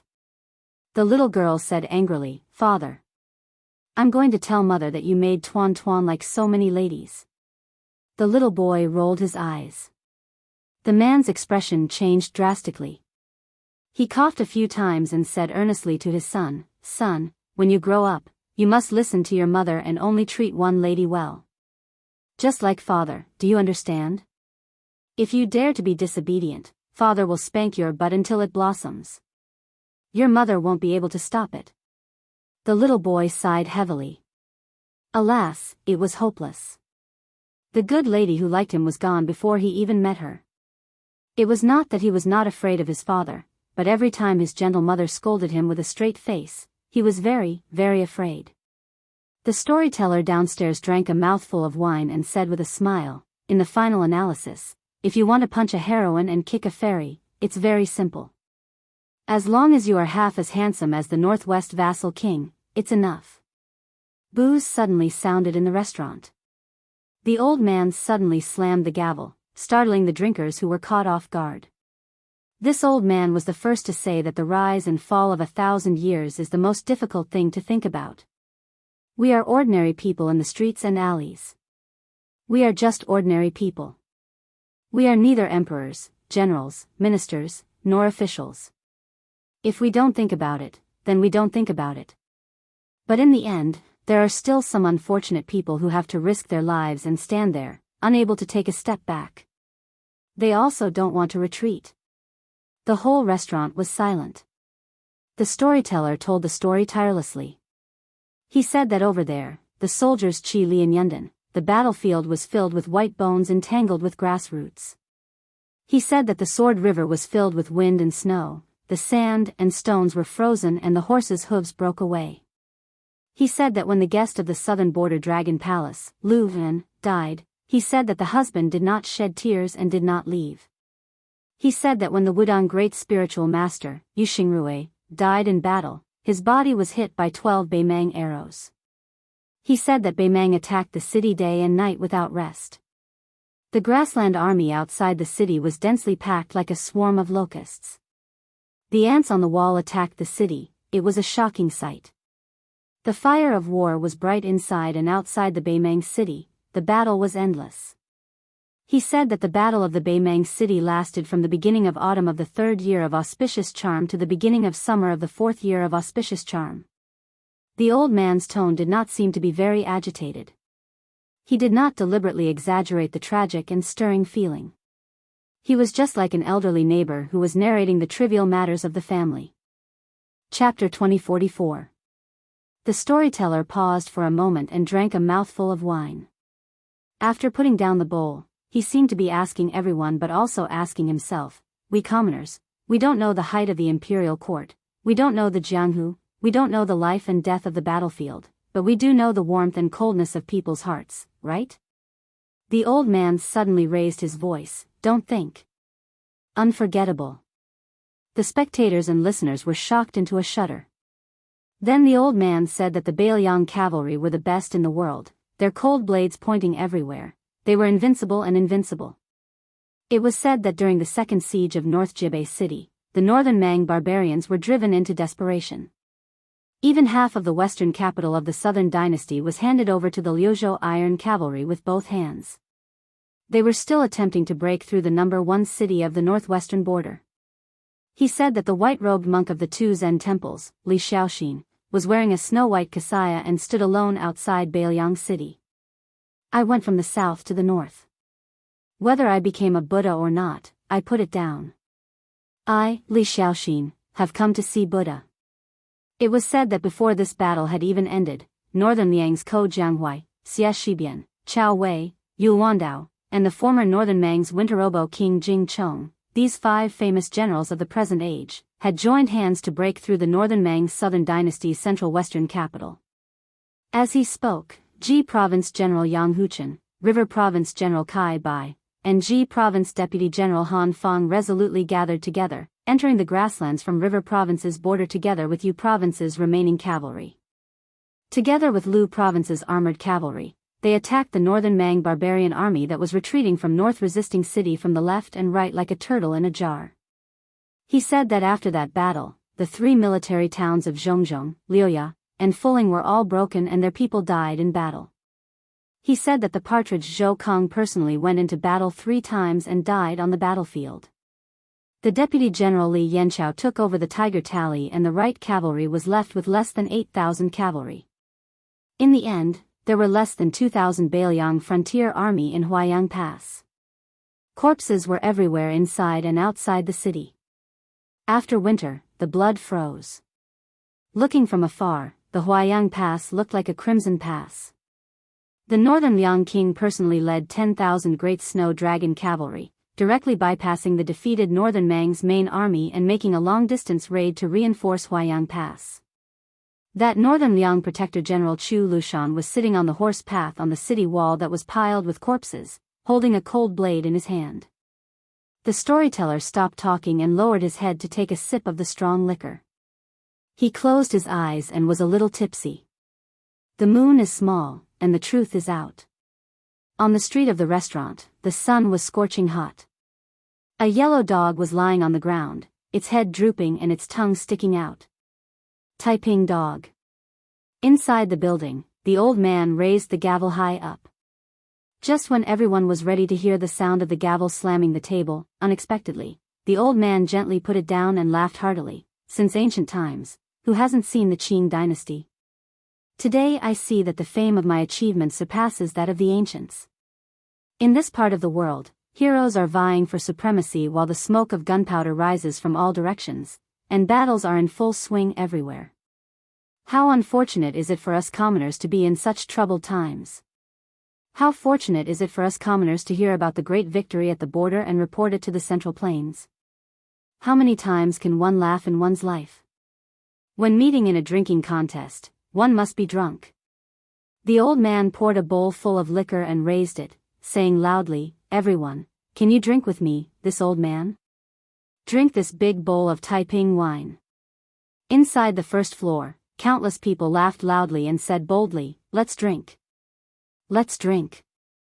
Do you think I'm afraid of you, old man?" The old man laughed heartily and wiped the corner of his mouth. He slammed the bowl heavily. "I've talked about the battlefield. Allow me to repeat the same tune. Later, let's talk about the Jianghu, woman on the battlefield. There's a #1 assassin in the world whose name is unknown. She killed Beimang's Aquarius Prefecture's governor.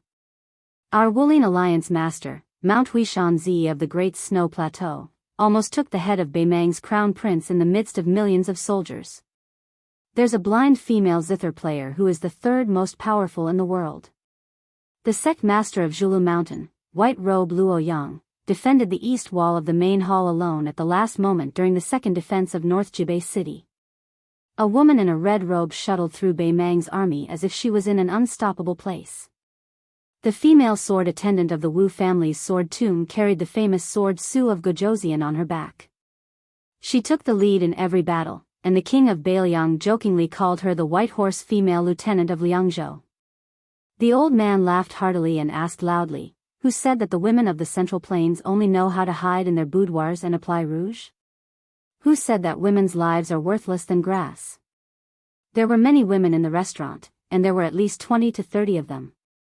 Hearing the old man's words, they were even more heroic than the men. Almost all of them raised their cups and bowls to drink. There were even a few extraordinary women who picked up their wine pots and drank directly. The restaurant was filled with cheers. The manager of the restaurant, who was lying on the 2nd floor, couldn't help but clap and cheer. He said loudly, "Today, the heroine will drink for free." As a result, the crowd cheered even louder. A burly man raised his head and looked at the second floor. He pinched his throat and asked in a high-pitched voice, "Manager, I'll go back to being a woman today. Is that okay?" The manager of the restaurant was stunned. He laughed heartily and said, "Just based on your shameless ability, you're like my brother. Drink to your heart's content. I won't take your money, so I'll treat you to a drink."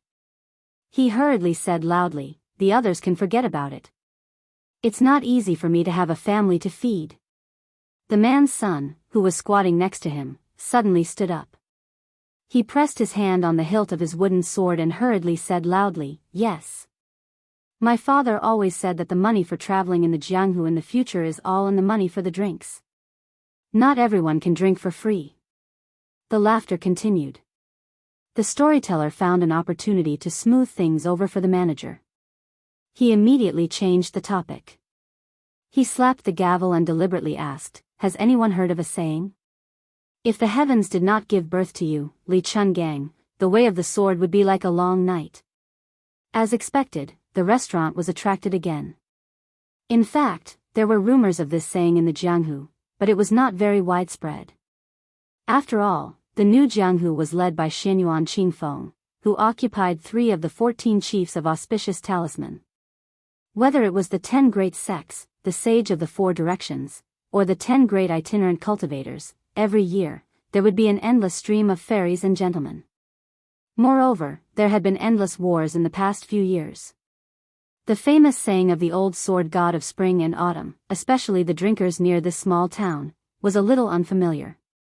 If the storyteller in the restaurant had not mentioned it many times in passing, perhaps no one would have known the inside story. After all, the 4 great masters of spring and autumn, including Li Chungang and Wang Xiu, were several generations away from the old Jianghu generation. The storyteller smiled and asked, "This old immortal of the way of the sword once lent his sword to the new sword god, Dong Tai. Then this old man can't help but ask, if the heavens did not give birth to you, Dong Tai, what would happen to our world?" This question was a little too high and a little too far, so everyone was a little confused.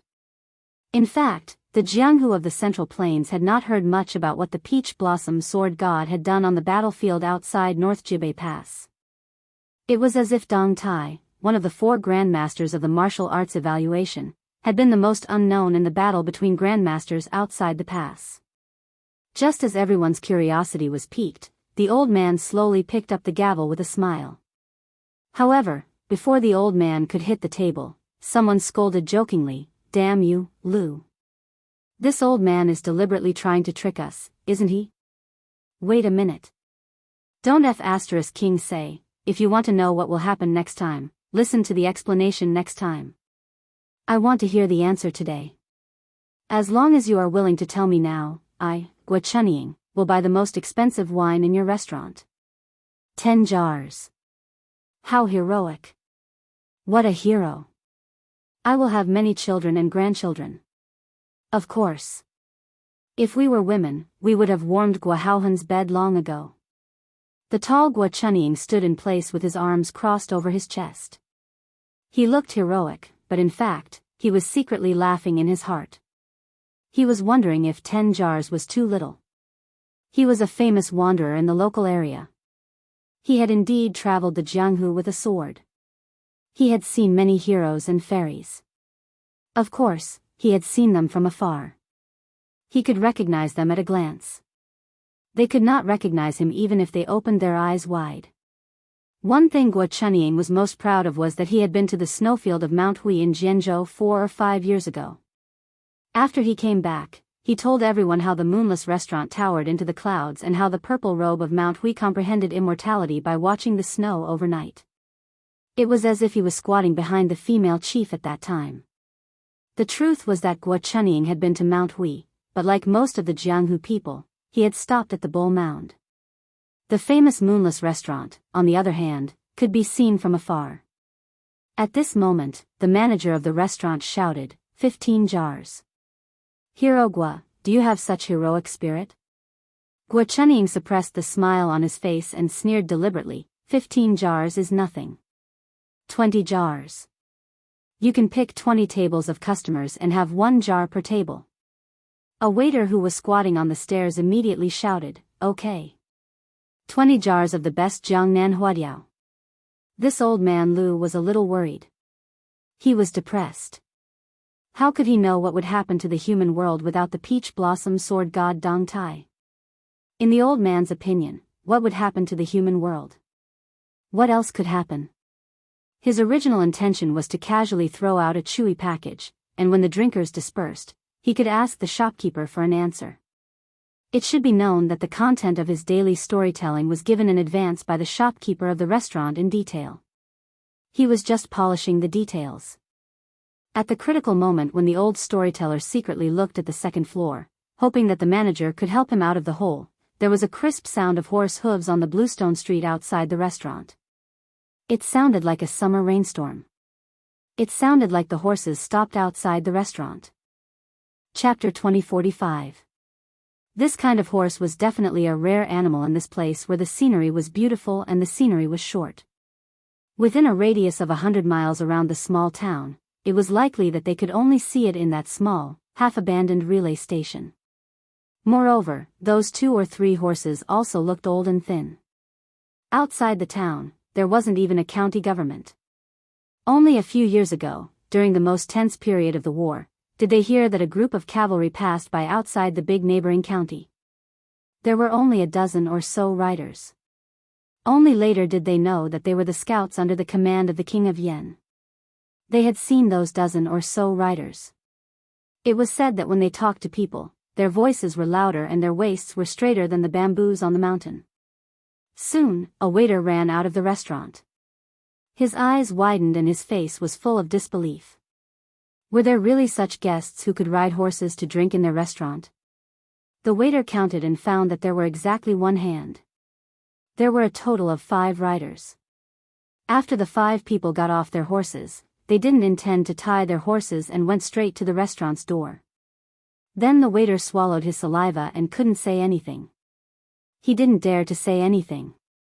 Because those guests were all immortal-like characters. The one in the middle was only dressed in green and riding on his neck was a beautiful girl. He smiled brightly and looked up at the golden plaque with the words, "Brothers Restaurant." He said to himself, "These words are really ugly. Little sweet potato, far worse than your father, right?" The little girl put her sharp chin on the man's head and said slowly, "Brother. Brother. Restaurant." Alas, the name of this restaurant is really unpleasant to hear. The man smiled and said, "It's very pleasant to hear. That's why the words are so ugly. I'll endure it." On the man's left, there was a woman in white with 2 knives on her waist. A man? In short, it was hard to tell whether she was a man or a woman. On the man's right, there was a woman with a purple box on her back. The waiter didn't know much about the world. He just thought that although he hadn't seen the heroines of Jianghu, the 2 in front of him were definitely more beautiful than all the heroines of Jianghu put together. Behind the man, there was a woman in green with a slightly cold face. She wasn't so beautiful that she was frightening, but that was only relative. The waiter of the restaurant gathered his courage and asked in a trembling voice, "Dear guests, are you here to drink in our brother's restaurant?" The man smiled and asked, "Don't tell me you don't sell alcohol and can only eat and drink tea?" The waiter said awkwardly, "No, no." The man waved his hand and said with a smile, "Don't worry about us. You do what you need to do."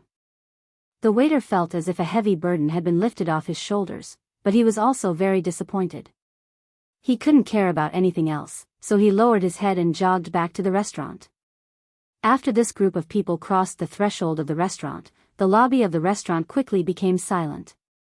The green-clothed man in the lead glanced at the surroundings, and then he raised his head to gaze at the manager of the restaurant that was dumbstruck. The corners of his mouth curled up as he shouted loudly, "Waiter with the surname Wen." The appearance of this group of people was the strangest thing in the world. Therefore, when this handsome and elegant man's words sounded a little strange, no one cared. Not only the guests at the 30 tables on the first floor, even the guests at the dozen or so tables on the second floor stood up one after another and stood on the railing to look down at this group of distinguished guests. The manager of the restaurant who had been lazily lying on the railing had unknowingly straightened his back. For some reason, his eyes were somewhat red. After hearing the shout of the man at the entrance downstairs, he said with a hoarse voice, "Here." The pair of children beside the man raised their heads, wondering why their father was so unwelcoming. That man laughed loudly and asked, "Do you have good wine?" The manager of the restaurant on the second floor took a deep breath. "Yes." That man continued to ask, "Do you have good meat?" On the second floor, the crippled man who had already left the Jianghu for a long time yelled out, "Yes." That man paused for a moment and asked, "Do you have a wooden sword?" The man who had once walked the Jianghu with a dog paddle, and had also won the great title of when bushing in the capital, grinned and said, "No." The man downstairs made an "oh" sound and said loudly, "Then do you have brothers?" The manager of the restaurant, who was no longer a wandering warrior with a wooden sword, this Wen Hua who had left the Jianghu in dire straits and then married and had children in his hometown, raised his arm that had not been broken and blocked his eyes, as if he did not want all the guests to see his appearance. With a suppressed sobbing tone, he smiled and said, "Yes. I have always had it." The little girl shouted worriedly, "Father?" The man carelessly wiped his arm and put it down. He smiled happily and said, "It's okay, it's okay. Father is happy that Uncle Xiaonian of yours has come to our house. Let's go downstairs together." He held his daughter's hand while his son gently tugged on his other sleeve. The three of them quickly went downstairs together. At the entrance of the restaurant, the little girl who was nicknamed Little Sweet Potato by the man helped her father gently wipe away the wine on his face. She sighed and said, "Father, I really don't want to criticize you. Although you said that a real man's thing is not tears and should be called wine, isn't it too embarrassing for you to do it in front of so many people?" The man was silent. He only looked at the guy who was limping towards them with the two children. Although he had long known, when he really saw this scene, he lowered his head and exhaled softly. When that guy came closer, he raised his head and asked with a smile, "Are you limping? How did you do it? Did you get punished for taking liberties with a good girl on the street?" "It's a small matter, it's not a big deal."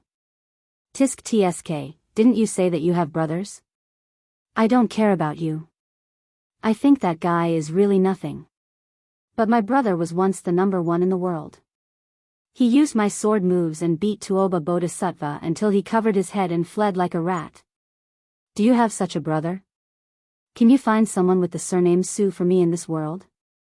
Even half of it is your ability. There's really no way to find him. It can be seen that my luck is not as good as yours.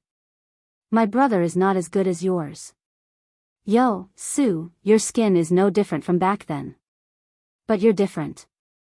After Su said this, Wen Hua wanted to say something but hesitated. In the end, he just rolled his eyes and gently pulled the two children who were hiding behind him in front of him. Then, he patted the two little heads one after another. "My son is called Wen Liang. My daughter is called Wen Xiu. Her nickname is Tuan Tuan and Yuan Yuan. Very festive. Tuan Tuan, Yuan Yuan, call Uncle Su. It's okay if you don't call him that." The two children were obviously a little curious and scared. They really didn't call him that. It seemed that this was a little awkward. Wen Hua scratched his head. This was ridiculous. Su Fengnian stretched out his finger and pointed at his daughter who was sitting on his neck. "My daughter, Su Nianliang, nicknamed Little Sweet Potato. She likes to play wildly, so she's a little tanned." "Oh right, Little Sweet Potato, call Hero 1. The slightly tanned Little Sweet Potato was much fairer than the little charcoal back then. She quickly whispered in her father's ear and asked doubtfully, "Father, shouldn't I call him Uncle 1? Why do I have to call him Hero 1? Su Fengnian explained in a low voice, "That guy cares about face the most. Calling him Hero 1 is more useful than calling him Uncle 1. Whether or not we can eat and drink for free later depends on you, my daughter." Wen Hua, who had heard everything, muttered a curse. He no longer paid attention to this bastard surnamed Su. He raised his head and said with a smile, "Little Sweet Potato? You're so handsome. You must take after your mother. Fortunately, you look like your mother." If you take after your father even a little bit, you'll really be in danger in the future. Little Sweet Potato didn't listen to her father. She smiled and shouted, Uncle Wen. After Wen Hua heard this, he couldn't stop smiling. He quickly nodded and said, Good girl. So good. Su Fengnian said helplessly, Oh right, these two beside me. You can call them sisters-in-law. Remember, there's no difference in seniority. If you call them wrongly, you'll have to deal with it yourself. I'm the biggest daughter-in-law in the world. I'll only help beat you up. Wen Hua first cursed, and then he looked at them and said in all seriousness, Sisters-in-law, nice to meet you. My surname is Wen and my name is Hua. I once had too many nicknames, so I won't mention them for now. Unfortunately, I'm the older brother surnamed Su. It's indeed a bit unfortunate for our family. In the future, I'll have to trouble sisters-in-law to take care of this good-for-nothing little brother of mine. Don't look down on him. Even if you really don't like him, that's fine too. You can just barely make do with him. Since you've accidentally married him, then you can only follow the man you marry. Su Fengnian had just put down Little Sweet Potato when he heard this nonsense. He couldn't endure it any longer, and he made a move to raise his leg and kick Wen Hua. Wen Hua tacitly raised his leg as well. However, it was obvious that this man had forgotten that he was lame at that moment, and he instantly staggered and fell. Su Fengnian quickly took 2 steps forward. After he held on to Wen Hua's shoulder, he said in a light voice, Wen, I'm sorry. Wen Hua didn't mind and said with disdain, Fuck off, fuck off. I don't like hearing these words. Do you still want to drink? Without waiting for Su Fengnian to say anything, Wen Hua turned around and said loudly, Today, the wine that everyone drinks in my restaurant is my treat. But in next to no time, Su Fengnian grabbed Wen Hua's arm and covered his mouth, and Su Fengnian roared with laughter. Heroes and heroines, don't take it seriously, don't take it seriously. We Wens are talking drunkenly. How can there be a reason in this world that we don't have to pay for our drinks in a restaurant? There's no such reason at all. After Su Fengnian let go of Wen Hua's arm, Wen Hua said shamelessly, I drank too much, I drank too much. Wen Hua, who'd incurred the wrath of everyone, tactfully made up for it. But all the drinks in the restaurant today are 20% off. That's more like it. After that, Wen Hua gave the storyteller a look, indicating for him to continue telling the story and just say whatever he wanted. In the end, Wen Hua led Su Fengnian's group up to the 2nd floor. After much persuasion, he finally asked for a table from a table of customers, and the price was that the restaurant gifted them with 10 jars of huadiao. There were 4 long benches on one table. Wen Hua and Su Fengnian each occupied a stool facing each other. Wen Hua and the 2 children sat on one. Ginger and White Fox sat on one stool for the first time, and Little Sweet Potato was squeezed in the middle. The little boy called Wen Liang stole a glance at the fellow nicknamed Little Sweet Potato from time to time. But every time he looked, she would immediately glare back at him and didn't forget to raise her fist once. Chapter 2046. Then, one deliberately placed the wooden sword at his waist gently on the table, while the other placed the long and narrow wooden knife heavily on the table. Tit for tat. The old man in the middle of the hall downstairs began to tell stories again. As long as the topic of the peach blossom sword god Dong Tai was temporarily ignored, the old man was very familiar with the way. He gradually entered the best state again and talked endlessly. After drinking 2 more bowls of wine, he was really a little drunk. He was tongue-tied and said some inappropriate things. However, in this small town that was far away from trouble, no one really thought about it, and no one cared about it. The old man said, I use peach blossoms to buy spring wind, would the deities give it to me? I use green ants to buy the central plains, would the emperor sell it? Later, people asked where the northwest vassal king went. They all said that he died in the northern expedition to the grasslands. Some said that he died of illness on the way to the capital, but some said that he took off his armor and retired. The old man stretched out a finger and shook it. He sighed with emotion, dead, of course he's dead. Think about it, he fought with Tuoba Bodhisattva in the western region, the Longyan Plains, and the Beijua city. Not to mention those endless celestial deities. After that, he led the cavalry under his command to the north to attack the grasslands. Alas, our young vassal king with a different surname has accumulated too many injuries. It's really difficult to recover from them. What a pity. Heaven is jealous of heroic talents. You hit the nail on the head. On the second floor, Su Fengnian almost spat out a mouthful of wine. He stared and said, "You also taught him this?" Wen Hua said unhappily, "This old man Zhang made it up himself. I feel quite comfortable listening to it." Soon, the person downstairs said again, "Scholarly honors are only taken from horses. Take off the saddle and temporarily enter the restaurant." What a good, take off the saddle and temporarily enter the restaurant. If that king of Biyao was still alive, and if he could come to this restaurant, this old man Zhang would be willing to bow to him and not raise his hands. Su Fengnian said with a smile, "It sounds quite comfortable." Wen Hua grimaced. "I'll deduct his wages later." At this moment, Wen Hua's wife jogged up the stairs. When she saw this table of people, she was slightly embarrassed, and for a moment, she bit her lips and didn't know what to say. Su Fengnian immediately stood up and said in a deep voice, "Su Fengnian greets sister-in-law." Not only Su Fengnian, even Ginger Mud and White Fox Face stood up. Little Sweet Potato even shouted in a crisp voice, "Hello, Auntie. My name is Little Sweet Potato." "Oh, that's not right. My name is Su Nianliang." Nian as in Nian, Liang as in Biyao. She hurriedly curtsied to Su Fengnian, and then smiled at the two sisters-in-law who could make all the women in the world feel ashamed of their inferiority. Finally, she smiled at the cute Little Sweet Potato and said softly, "Hello, Little Sweet Potato." Little Sweet Potato responded with a big, bright smile. Su Fengnian said softly, "Sister-in-law, please take a seat." She said apologetically, "I won't sit. I'll go to the kitchen and cook some dishes for you too. I'm not good at cooking, please don't take offense." She clenched the corner of her clothes with both hands. Even if her man's brother was amiable and easier to get along with than she had imagined, she was still very nervous. She hesitated, looked at the man who turned to smile at her, and mustered up her courage to say to Su Fengnian, "Ever since I met Wen Hua, he has been talking about you." Because he really.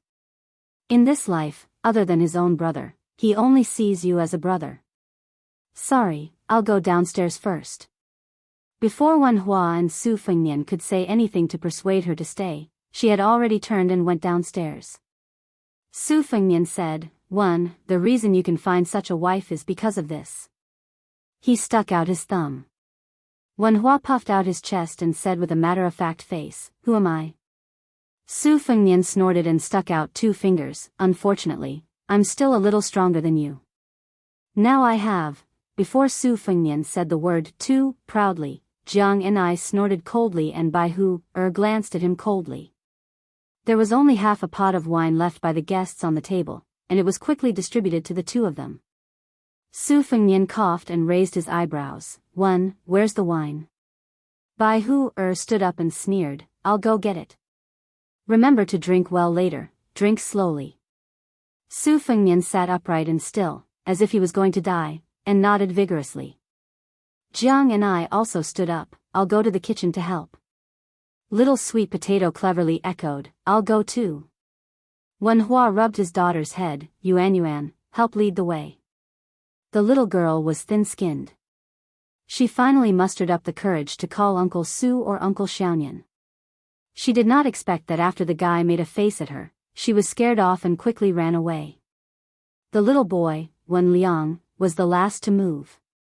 After running a few steps, he turned around and shouted, "Uncle Xiaonian." Su Fengnian nodded and smiled, "I came in a hurry this time and forgot to bring a greeting gift. Uncle will make it up next time." The little boy nodded vigorously. Just as he turned around and ran a few steps, he turned around again and shouted, "Uncle Xiaonian, my father said that it's okay to call you father-in-law." Su Fengnian really spat out a mouthful of wine this time. He was probably close to vomiting blood. All sorts of feelings welled up in his heart.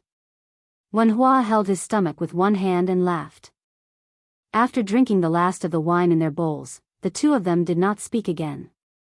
The storyteller downstairs also came to an end. Even if there are thousands of emotions, even if there are thousands of feelings, who will you tell them to? Who will listen? People in the world, even if they can't bear to part, they will eventually have to part. Even if there are regrets in the world, don't worry. Su Fengnian nodded and turned around to ask, Wenhua, where did you find this storyteller? He's really good at telling stories. Wenhua smiled and said, back then, this old master happened to pass by this restaurant.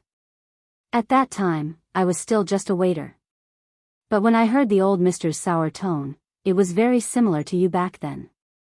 So, I persuaded the old shopkeeper to stay. I wanted to let him tell me about your stories in the martial world.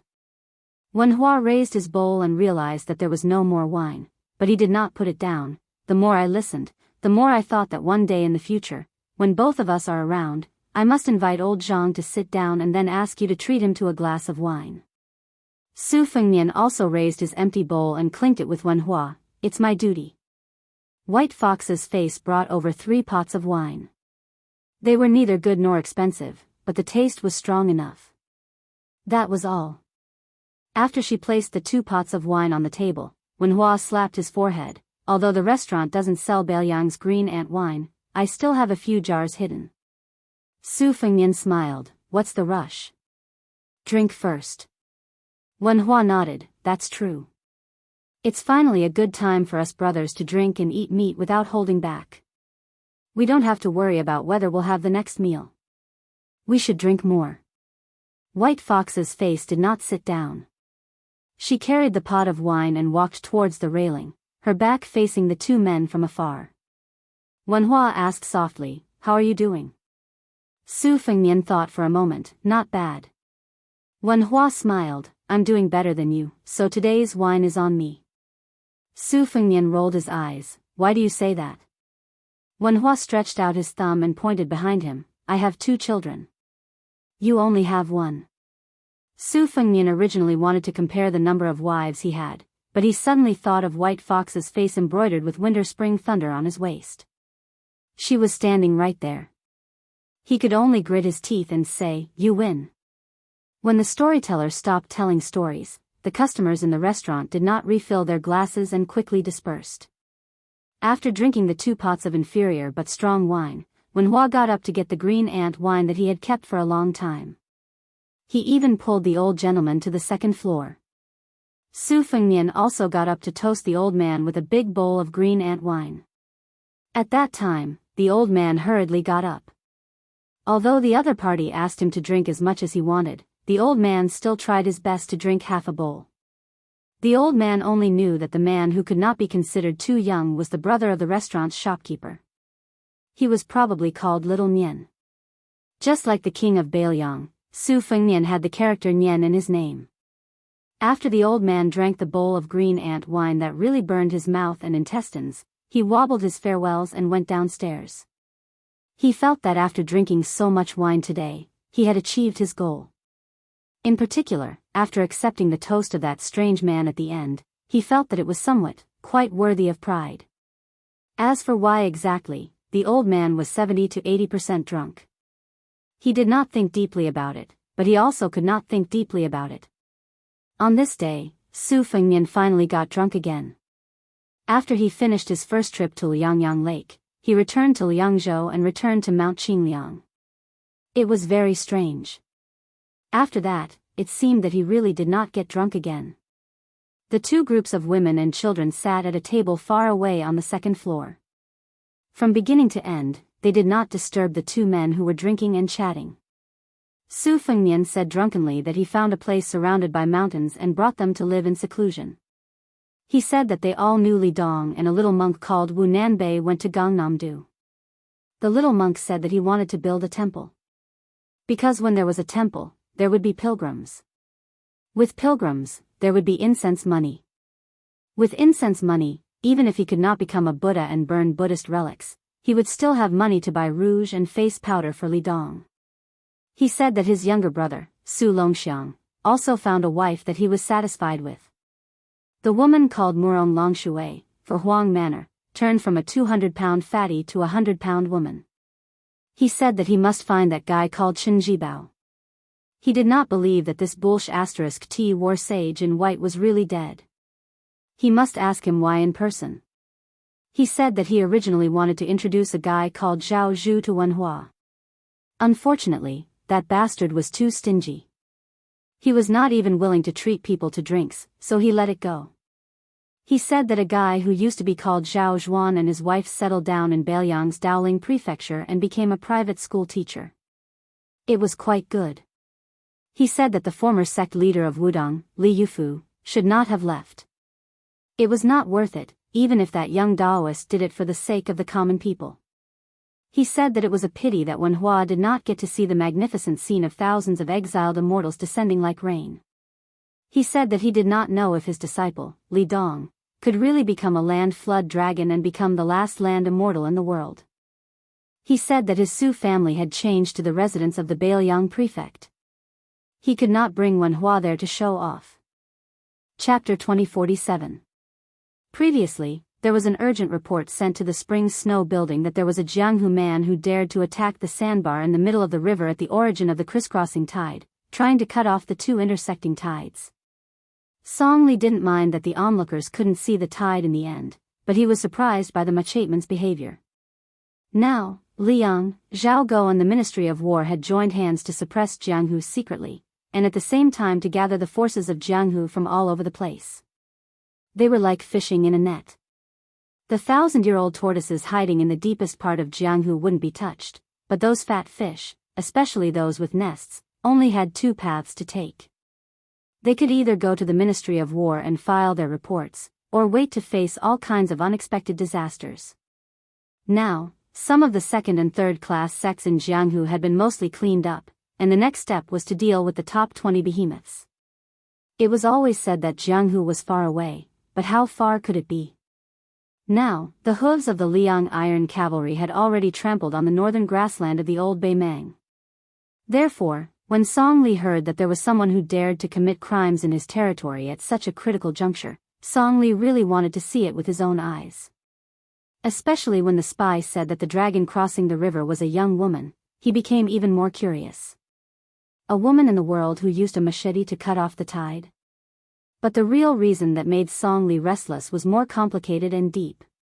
He hoped that the audacious female grandmaster from the Jianghu would be able to help him find some clues, and then follow the clues to find a certain person.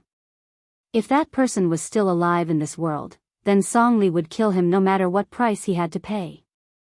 In today's Liang Imperial Court, after that person's death, almost everyone felt relieved. The old Beimang officials who had lost their territory because of the defeat felt this way, such as Zhong Shentong and Zhong Tan, who had made a comeback, and the civil and military officials of Nanjiang who followed the true dragon to the north, and even the two scholars of Jiangnan and Liao were no exception. This kind of feeling could only be understood, but not described. Even though the officials from Beimang were gathered in the capital, as long as they thought that that person was gone and would not appear in the future, they felt that it was not unbearable for the Liang party, which was still in its embryonic form, even if it eventually became the general trend. How could the Central Plains be unfamiliar with the struggle between factions in the imperial court that was always the same? Fighting back and forth, at most, they would be spat at in the imperial court, but they would never be stabbed by someone's knife and bleed a few pounds of blood. From now on, the Beiliang Dao was still the Beiliang Dao, and the Beiliang Dao was still the Beiliang Dao. However, the Dao of the Su family would stop at the 6th generation of Su Dao, because the Beiliang Palace had become the most magnificent official residence in the world. Song Li knew that person was definitely not dead, even if His Majesty personally said that he was dead. How could the merit of supporting the emperor, and the official who followed the emperor compare to the irreplaceable merit of killing that person? The key was that this irreplaceable merit would not be so great that it would shock the emperor, because His Majesty knew, he knew, and a few important officials who were qualified to come into contact with that level knew. Other than that, no one else knew. Whether or not Song Li, who was destined to be unable to gain merit on the grasslands, could smoothly change the peace character to the conquest character in 10 years depended on this one move. Song Li knew very well that of the 4 conquest generals, other than Wu Zhongshuan, who had taken the initiative and kept the title of Southern Conquering General, the Emperor Zhao Zhu, in order to keep the imperial court in check, would definitely have one person from the Liang faction, and one from the Nanjiang faction. Then, there was only a literal position left. If Zhao Zhu, in order to appease the old officials of Great Peace City of the previous dynasty, gave out another, conquest, character, then where would Song Li be in the future? Would he be cooped up in Guangling Dao as a deputy provincial governor for the rest of his life? Moreover, the position of Jidushi in the future would only be a nominal position, and its weight would be far inferior to that of the administrator. Zhao Zhu's new dynasty would definitely not repeat the mistakes of the past and watch as more than 20 Daoist territories reappeared in the world. Song Li did not act rashly and alert the enemy. He ordered the elite cavalry to not move. He only mobilized a large number of secret spies that he had carefully cultivated according to Beiliang's method of raising water and raising eagles, as well as a dozen or so Jianghu dogs with extraordinary martial cultivation. He was going to cast a long line to catch a big fish for the woman whose identity he did not yet know. Zhao Guo, who was familiar with all kinds of inside information in northern Liang, had almost died during the auspicious talisman era. Moreover, after the death of Yuan Benshi, the teacher of half-tongued emperor, he completely lost control of the spy network in northern Liang. The successor who took over from Yuan Benshi had always been shrouded in mystery. Even Song Li had no way of knowing the identity of the successor. He only heard that the successor was an old official of the previous dynasty and was almost blindly trusted by the new emperor Zhao Zhu. Song Li did not dare to pry into it because it was a king's reverse scale. How could he not know Zhao Zhu's nature? The true nature of an emperor. What was the relationship between Zhao Zhu and that person? They were true friends of life and death. Otherwise, how could that person have come to Great Peace City alone? How could he have been surrounded by hundreds of Jianghu experts and more than 30,000 armored soldiers? How could he have been seriously injured and died in Wuying Palace? On the bottom line, Zhao Zhu's tolerance was in line with his identity as a wise ruler. Once he crossed the line, Zhao Zhu's iron fist and cold-bloodedness made even Song Li tremble with fear. Back when he had taken Great Peace City, Zhao Zhu had Zhang Fuding and Linya, two martial grandmasters, charge out with only a dozen or so cavalry. Including the main general, the 3 military officers were all sent back with their heads. Even someone as ambitious as Song Li had to admit that Zhao Zhu was the person most suited to be emperor in the world. Even that person was not as good as Zhao Zhu. Song Li gazed into the distance with complicated thoughts. He saw the line of tide surging over like a snow-white wall. The water splashed and shattered like pearls and jade, and the sound was like thunder. It was like the disbanded Beiliang Great Snow Dragon cavalry on the battlefield, and the 10,000 cavalry that had come to Jiangnan in the second year of the Xiangfu years. It was magnificent and could not be any more magnificent. The corner of Song Li's mouth rose as he murmured in a small voice, "Let's go." At this time, among the people watching the tide on the banks of the Guangling River, there was a slender man with a girl with slightly dark skin riding on his neck. She had 2 long and narrow wooden blades, one large and one small, hanging from her waist. Extra Chapter 2, a few days ago, I participated in an activity in Longquan and just returned today. Therefore, the extra update is slightly delayed. In the future, I will try to update regularly around 7 p.m. It will be serialized on the WeChat public platform, Fenghua 1985. Beside the man stood a young girl with skin even darker than the little girl. She carried a sword box on her back, 2 swords at her waist, and a long sword at her back. Looking at it this way, the young girl did not look like a swordsman who aspired to reach the peak of the way of the sword, but a girl who wanted to sell swords all over her body. The little girl with her chin on her father's head rubbed his face and chuckled. "Father, you are much more handsome than yourself," the man said softly in a helpless tone, "heartless daughter." The young girl who carried at least 7 or 8 swords smiled sweetly. The little girl pressed her hands on her father's head. "Oh, surnamed Su, you are rebelling. See if I don't complain to second mother, third mother, fourth mother, fifth mother, 6th mother, 8th mother, and 9th mother. I will say that you are seducing fairies again. Let's see if they believe you or little sweet potato. The man sighed and said, Little sweet potato, what do you mean by 5th, 6th, 7th, 8th, and 9th? Besides, this kind of joke must not be made. When I return home, the first thing I will do is kneel on the washboard for 3 days and 3 nights. Won't you feel bad? The girl nicknamed Little Sweet Gourd folded her hands and looked at the tide. She sighed and said, Father, I miss our hometown a little. Brother Short Gourd, Uncle Li Yenchao, Grandpa Yen, and Grandpa Gu all love Little Sweet Gourd the most. Especially Grandpa, they don't want to see you. They only like Little Sweet Potato. The man smiled and nodded. He did not dare to refute. Little Sweet Potato also sighed and said worriedly, Father, are we not going back to our hometown anymore? Will Little Sweet Potato never see that big lake again? Without waiting for the man to answer, the little girl sighed heavily again. Our family's lake is called Tide Hark Lake. After seeing the tide of Guangling River, I will treat it as if I have returned home.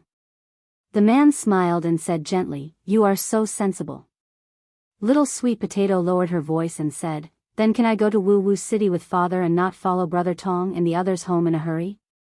The man said unhappily, Sure. At most, Father will suffer with you. You will be beaten by your mother, and Father will kneel at the side. We will bear the burden together. How about it? The little girl weighed the pros and cons, but in the end, she gave up. In any case, she could go out with her father every year. She actually missed her mother a little. As for those second mother, third mother, fourth mother, and so on, she also missed them. It was just that she did not miss her mother as much.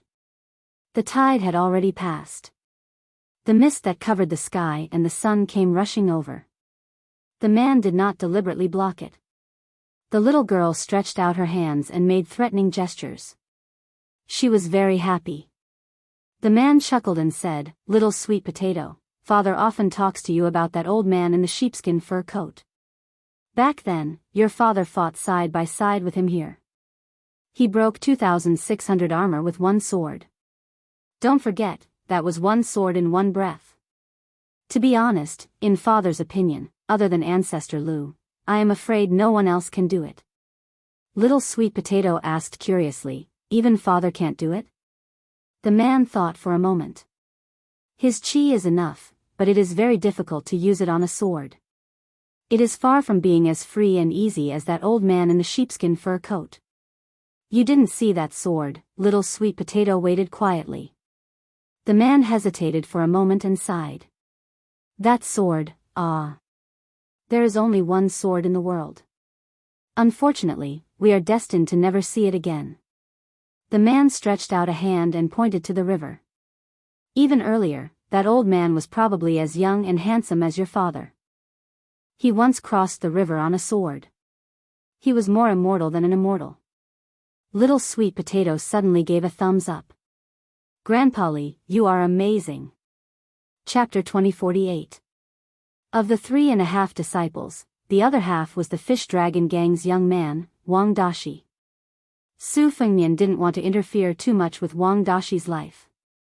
As for the other 3, Yu Long's luck was too strong. In fact, there was no need for Su Fengnian to do anything unnecessary.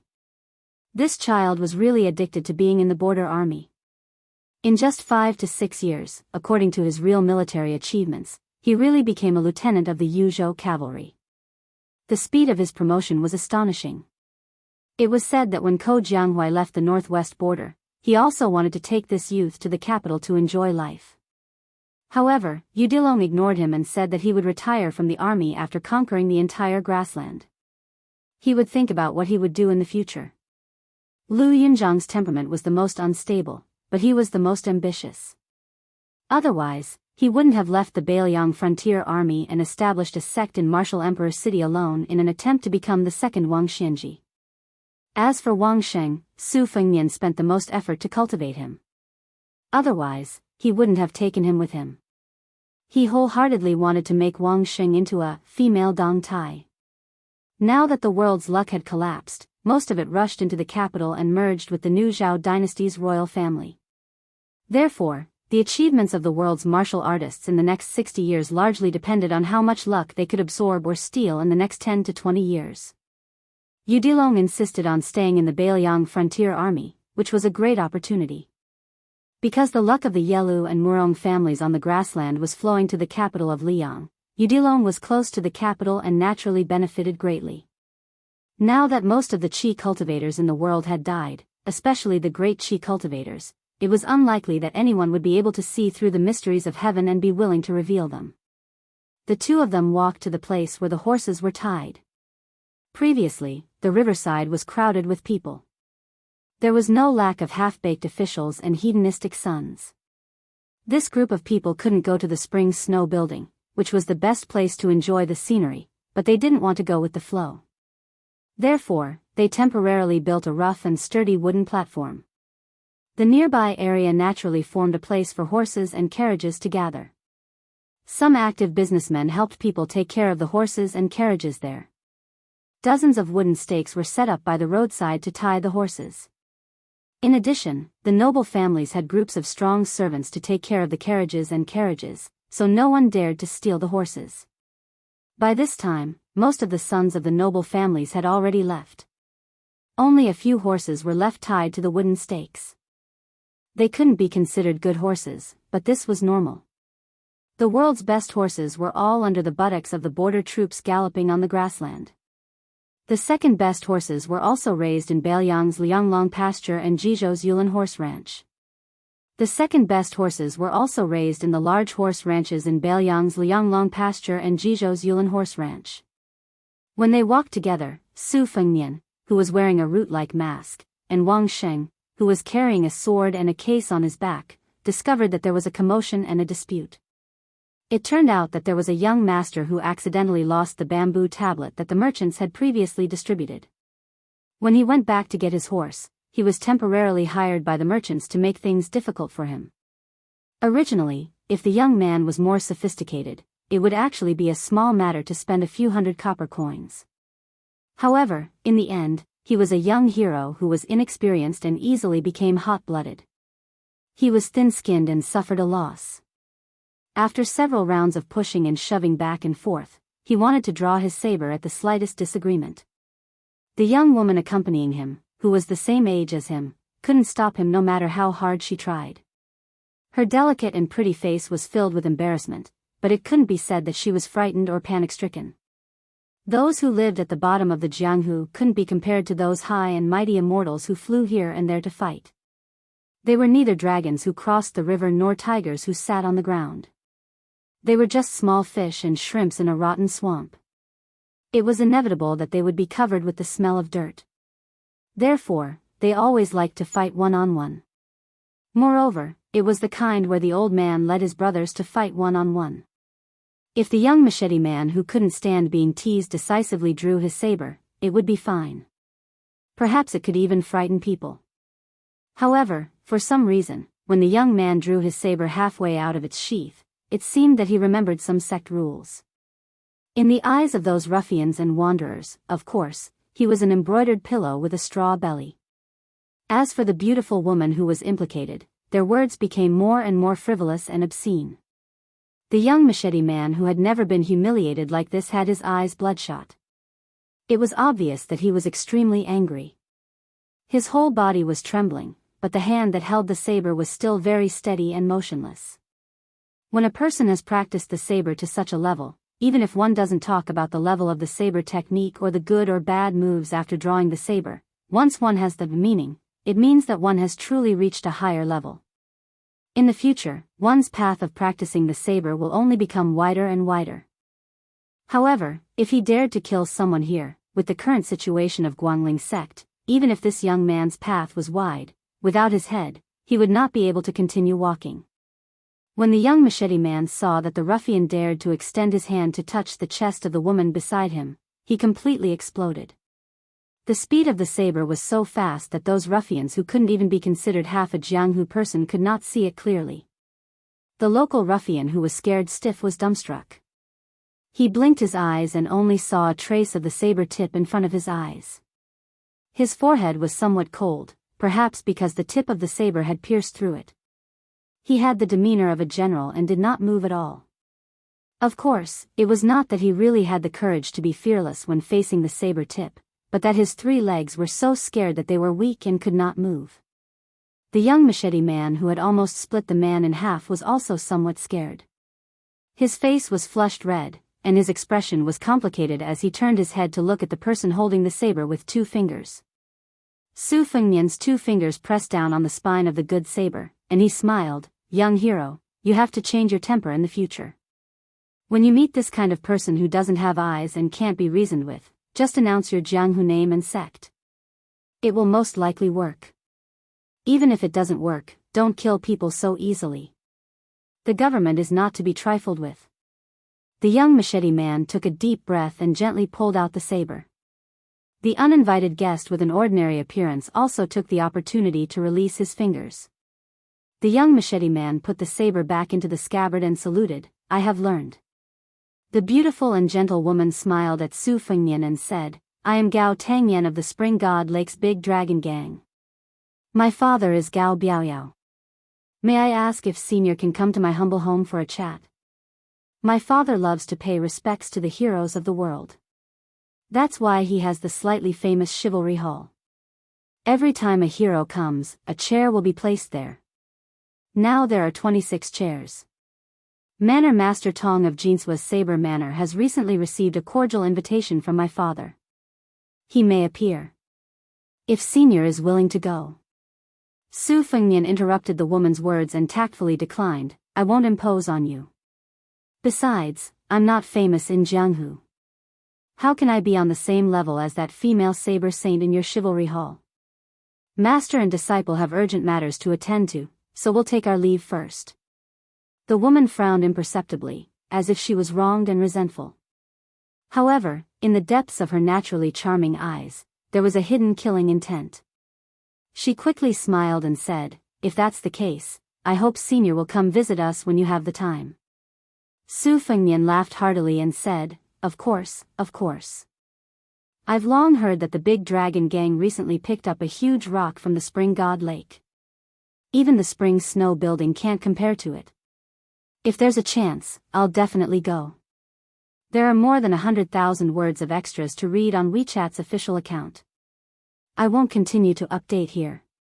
WeChat's official account, Fengwen 1985, ### extras chapter 4x00A0. To read more extras, please follow my WeChat's official account, Fengwen 1985. People who watch the tides year after year will not be satisfied until their hair turns white. From the spring and autumn soared to Yonghui, then to Xiangfu, until today's Yangjia, the tides come every year. People with white hair leave every year. Just like the spring and autumn sword and armor Li Chun gang in Jianghu, the Su family in the northwest frontier fortress, and the great snow dragon cavalry in the Beiliang frontier army, they will also gradually disappear in the surging river as the old people gradually pass away. Zhao Yi, the prince of Guangling, who met a tragic end, once said at the celebratory banquet after the pacification of West Chu that there were only 5 people in his life that he wished to be safe and sound.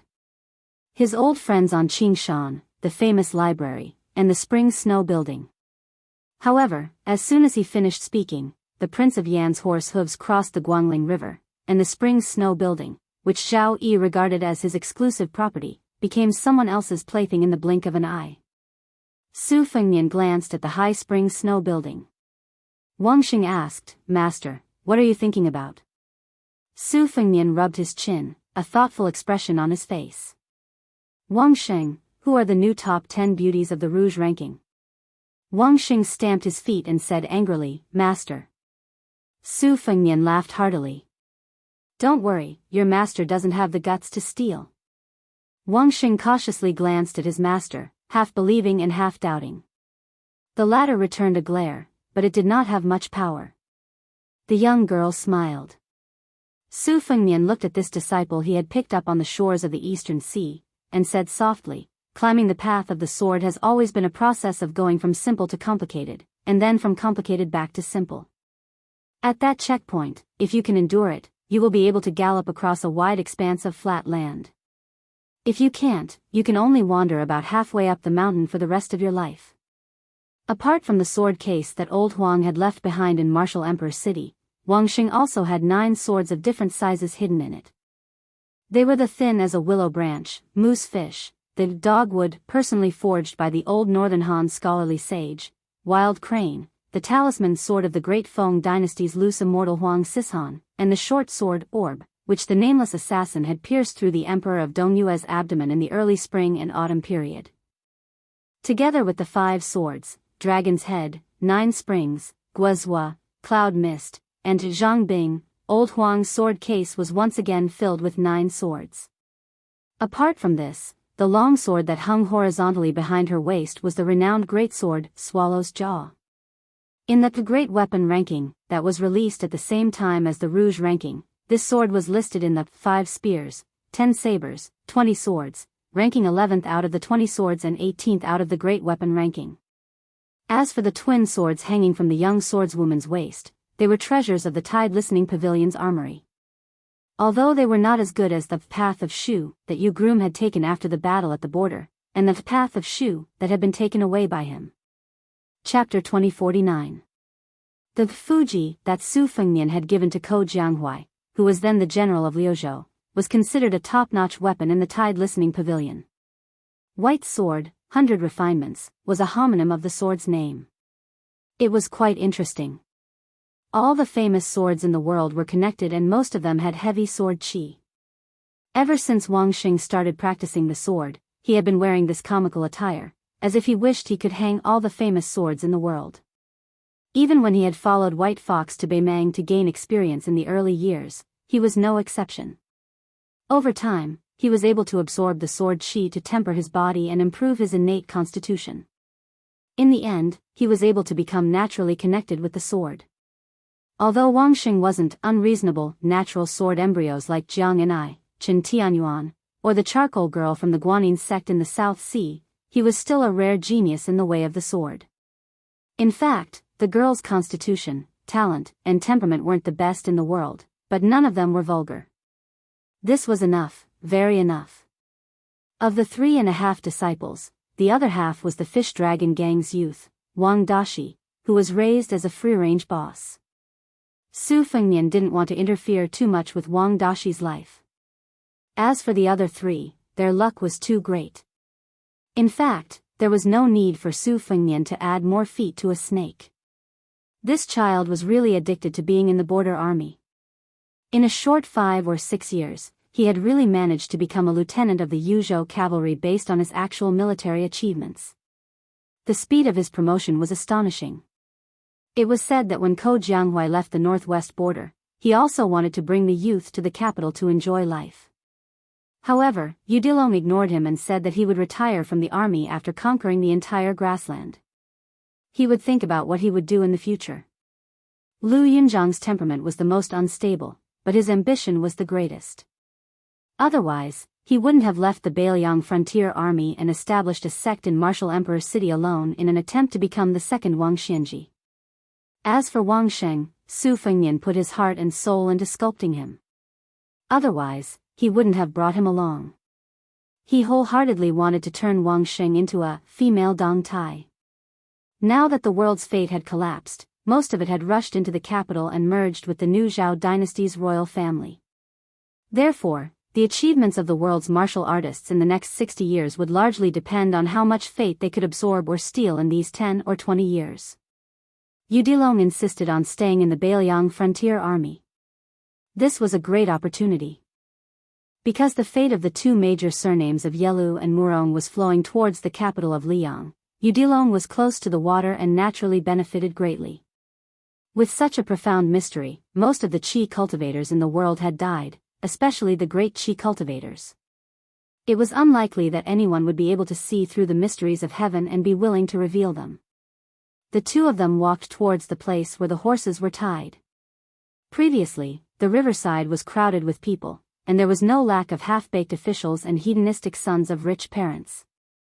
This group of people could not go to the spring snow house, which was the best place to enjoy the scenery, nor were they willing to follow the crowd.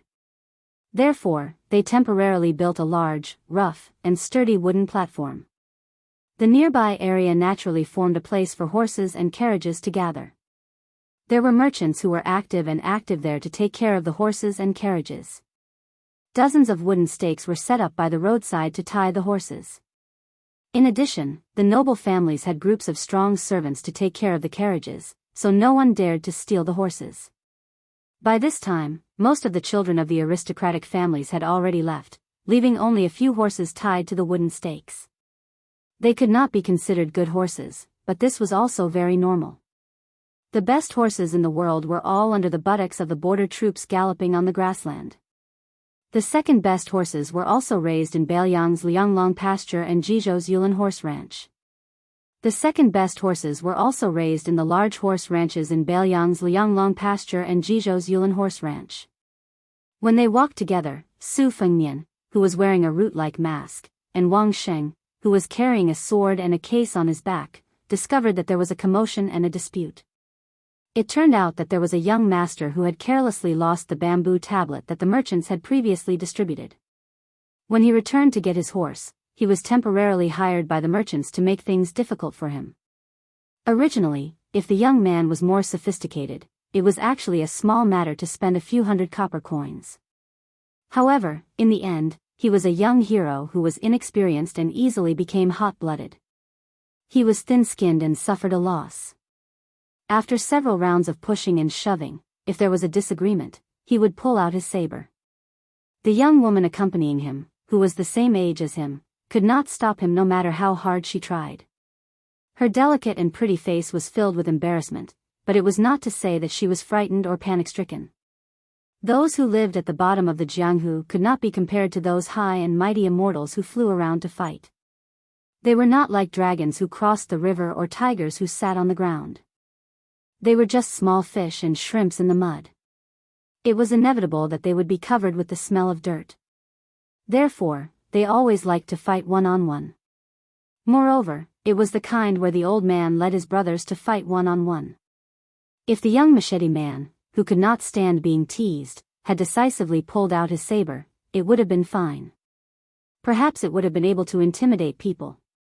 However, for some reason, when the young man pulled out his saber halfway, he seemed to have remembered some sect rules. In the eyes of those ruffians and wanderers, of course, he was like an embroidered pillow with a straw belly. As for the beautiful woman who was implicated, their words became more and more frivolous and obscene. The young machete man, who had never been humiliated like this, had bloodshot eyes. It was obvious that he was extremely angry. His whole body was trembling, but the hand holding the saber did not move at all. It was very stable. When a person has practiced the saber to such a level, even if one does not talk about the level of the saber technique or the good or bad moves, once one has the meaning, it means that one has truly reached a higher level. In the future, on the path of practicing the saber, the path will only become wider and wider. However, if he dared to kill someone here, with the current situation of Guangling sect, no matter how wide this young man's path was, without his head, he would not be able to continue walking. When the young machete man saw that the ruffian dared to extend his hand to touch the chest of the woman beside him, he completely exploded. The speed of the saber was so fast that those ruffians who were not even half of the Jianghu people could not see it clearly. The local ruffian who was scared out of his wits was dumbstruck. He blinked his eyes and only saw a sliver of the saber tip in front of his eyes. His forehead was somewhat cold, perhaps because the tip of the saber had pierced through it.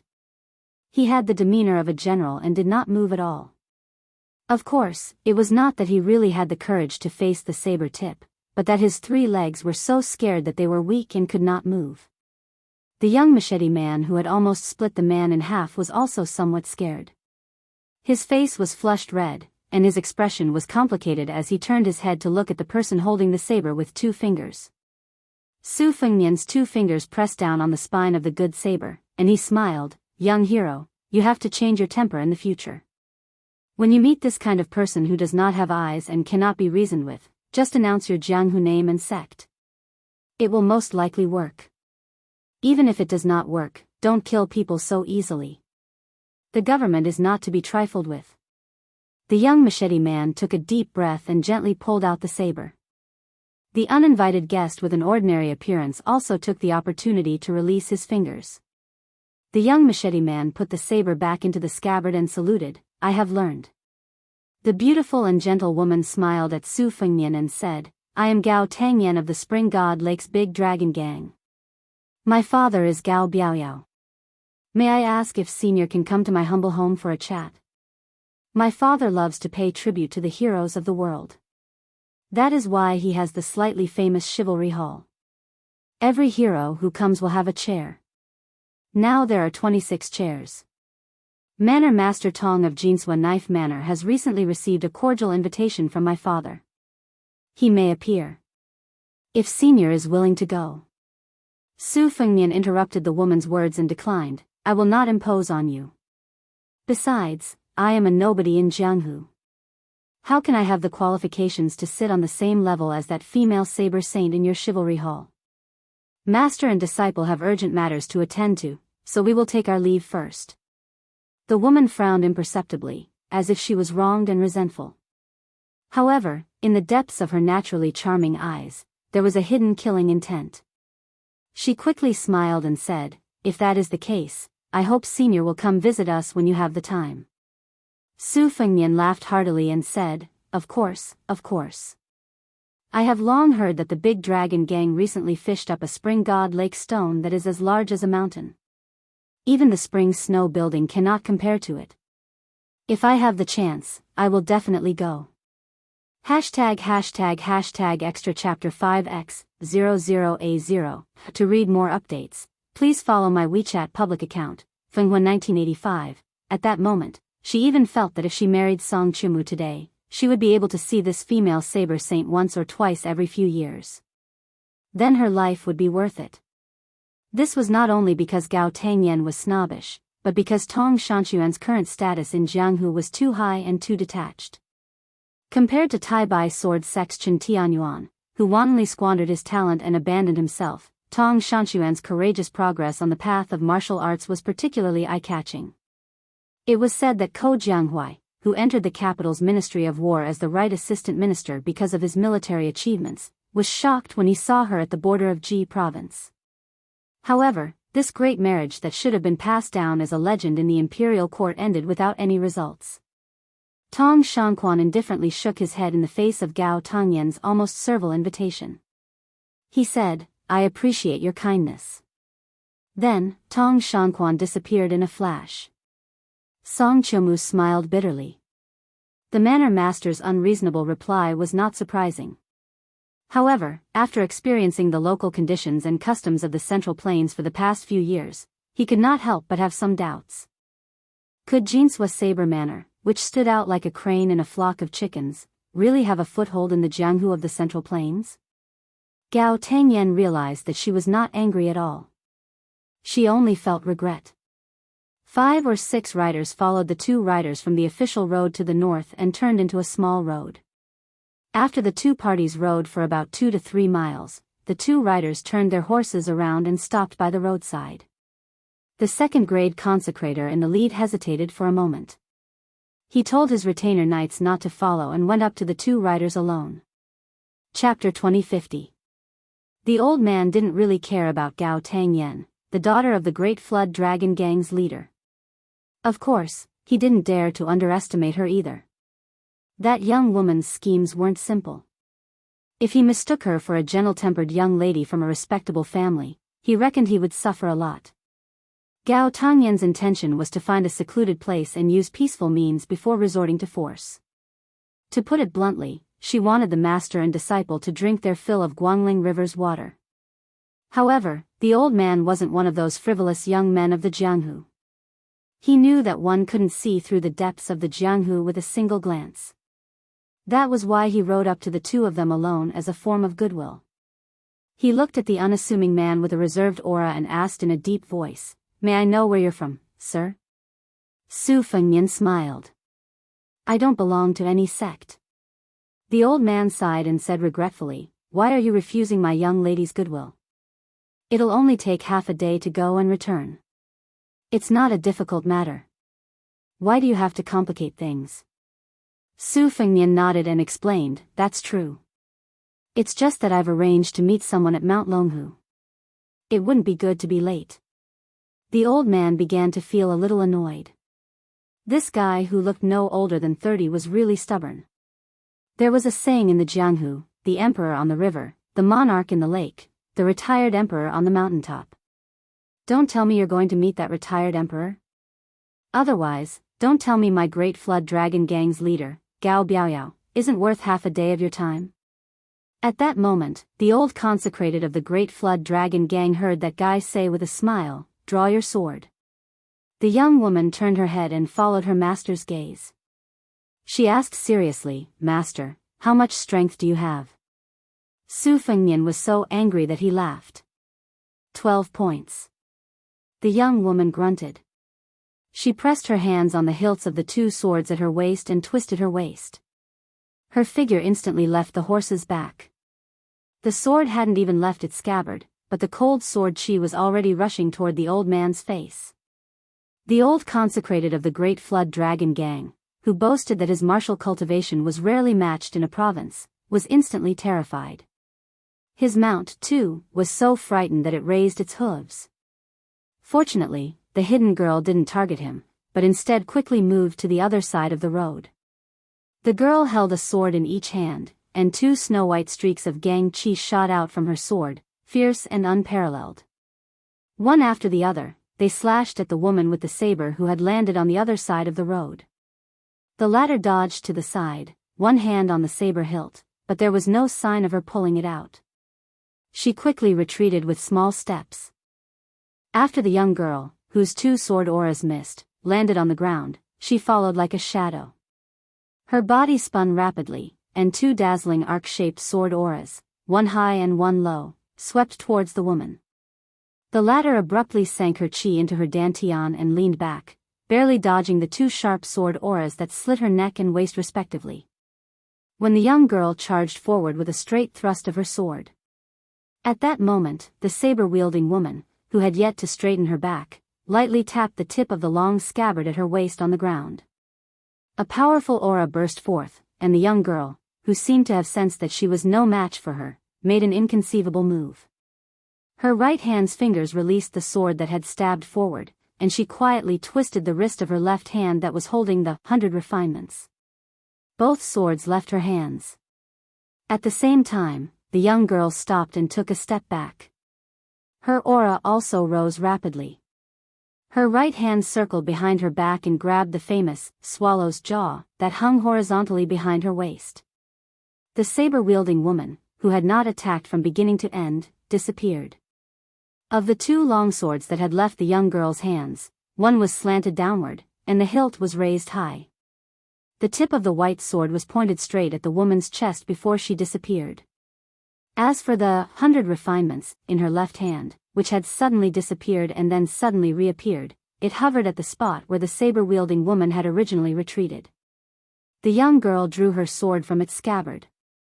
This time, she held the swallow's jaw in her hand, but compared to when she held the two swords with both hands, her aura was even more astonishing.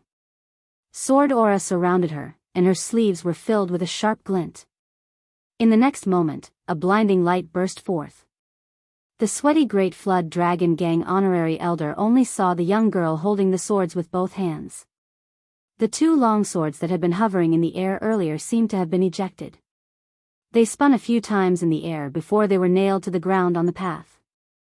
When the young girl swung her sword down, the saber-wielding woman only raised her saber to block, and she blocked the young swordswoman's 3 strikes. The old honorary elder did not see the mysterious scene at the last moment at all. The red sandalwood sword box on the young girl's back trembled slightly, but her master said, "That's enough." After the young girl heard her master, she put away the swallow's jaw and went around to put it back into the scabbard. The two swords on the ground flew back into the scabbard at her waist on their own. Everything was done in one breath, showing the demeanor of a grandmaster. The young girl returned to her horse's back. Her head was lowered, and her expression was gloomy. Wang Sheng was very angry at herself for not being able to make the young saber-wielding woman use her 3 strikes with all her strength. Although she still had 9 swords in her scabbard, she knew very well that even if she used all 12, she still had no chance of winning. At most, the moment her opponent unsheathed her second saber, victory and defeat would be decided. Other than the young girl's second master, this was the most powerful saber-wielding person she had ever seen in her life. Su Fengnian comforted her. "You're already very good to be able to take a heavenly treasure from this manner Lord Tong's waist and hold the scabbard with your left hand." Wang Xing lowered her head and did not speak. Su Fengnian glanced at the female grandmaster standing quietly in the distance. He smiled and did not greet her. Then, he rode away with his depressed young disciple. Tong Shanquan sighed softly and left without a trace. Only the pitiful old consecrator swallowed his saliva. The sword energy were so damn dazzling. Was it because they did not need to spend money? They even had the legendary sword control technique? That young girl who looked no more than 15 or 16 years old, had she been practicing swordsmanship since she was in her mother's womb? Then, who was that young woman with 2 sabers? Could she be Manor Lord Tong, who ranked 11th in the world? The world was so big. Could he really meet such a grandmaster who was like an immortal? The two rode side by side. The young girl suddenly raised her head and asked, "Master, am I very useless?" Su Fengnian did not answer the question. All the masters in the world hope that their disciples can surpass their masters. However, if that day really comes, they will definitely feel sad. Anyway, I just hope that day will come. It's just a few days later. It doesn't matter. The young girl smiled through her tears and did not say anything. Su Fengnian did not deliberately explain the identity of the woman with the sabers. In the current Jianghu, he, Su Yanbing, Luo Yang, Dong Tai, Huyan Dagwan, Li Dangxin, Chen Jibao, Gu Jiantang, Tuoba Bodhisattva, and Tantai Pingjing had either died or been crippled in the past few years. They had all disappeared without a trace, so many grandmasters had naturally surpassed them. After the battle outside Jibei City, Xianyuan Qingfeng had finally stepped into the diviner realm with both feet. He had become a worthy immortal and vaguely the new number 1 in the world. However, before the martial arts evaluation, Xianyuan Qingfeng had publicly announced that if she was chosen to enter the rankings, she would teach those behind the scenes a lesson. Therefore, the evaluation this time did not clearly state who was the number 1 in the world. It was similar to how Wang Xianji had claimed to be the number 2 in the world. However, this made it even more amusing. Instead of the number 1 in the world, Xianyuan Qingfeng had become the number 1 in the world. In addition, this was the first time a woman had reached the top of the martial arts evaluation. The shock to Jianghu was even greater than when Xianyuan Qingfeng had become the leader of Jianghu in the early years. The number 2 in the new martial arts evaluation was Yu Groom, followed by the female sword immortal, Cui Hua of the Wu family's sword tomb. The next 7 people were Jiang Fuding, Qi Xianxia, Mi Fengjie, Wang Fangfua, Li Hozhao, Zhu Huang, and Lin Ya. Tong Shanquan of Jinswa's Saber Manor was right behind these 10 people. Among the 20 people, there were only 4 grandmasters in the old Beimang, and they were all behind Tong Shanquan. It was extremely pitiful. Fortunately, among the 10 new grandmasters, 7 of them came from the Beimang grassland. For example, Biyao Sha of the Chess and Sword Music School, who was known as Calm Storm, and the wanderer Tai Mu Dai, were well known in Jianghu. When Su Fengnian rose to power, it was undoubtedly the peak period of Jianghu. However, Jianghu was not the same as a farm. After the small new year, there was still a big new year. The sun stopped at the West Mountain, and the sunset glow was dazzling. That scene gave people a very magnificent feeling. At that time, including the saints of the 3 sects, there were close to 10 land immortals living in the world. However, like the final radiance of an old man past his prime, the sun set and did not rise again. The new Jianghu welcomed the scene of a bright moon in the sky. After that, it would be a small year where the harvest would decrease. After Yudilong and Go Yufang, the land immortals would become extinct. Then it would be the celestial realm, and then the mysterious realm would become the land immortals of that generation. In the end, there would be no more rank 1 experts in Jianghu. Su Fengnian sighed softly and turned his head to look at the young girl who was covered in swords. He muttered to himself, in the future, as long as there is someone who can use a sword to spit out more than an inch of sword light, they will be a shocking sword immortal. Hashtag extra chapter 6x00A0. To read more updates, please follow my WeChat public account. Fengwen 1985, the full moon hung in the sky. It was like a jade plate hanging above the heads of the human world. The moonlight was like water. A group of more than 100 cavalrymen wearing exquisite armor turned from the official road to the small road. The strong horse hooves seemed to crush the moonlight on the muddy road. The cavalrymen were all equipped with swords and crossbows. They were abnormally strong. The burly cavalryman was actually holding a long spear. Under the moonlight, the man's hideous scar that stretched across his entire face could be clearly seen. Horse lances rarely appeared on the battlefield after the spring and autumn period. This kind of weapon had been the specialty of the generals of the border army since the Great Feng dynasty. First, it was not easy to make and was expensive. It was as rare as the Fergana horse. Second, it was inconvenient to use.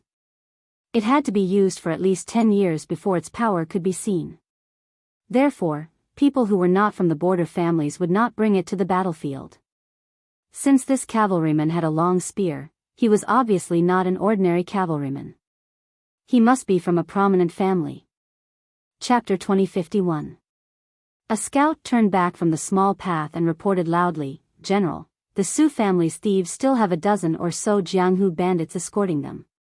They will be easily intercepted by our brothers who are waiting at the front." The horseman sneered, "Good. These reckless Jianghu scum dared to collude with the remnants of the Su family and killed more than 30 of our brothers.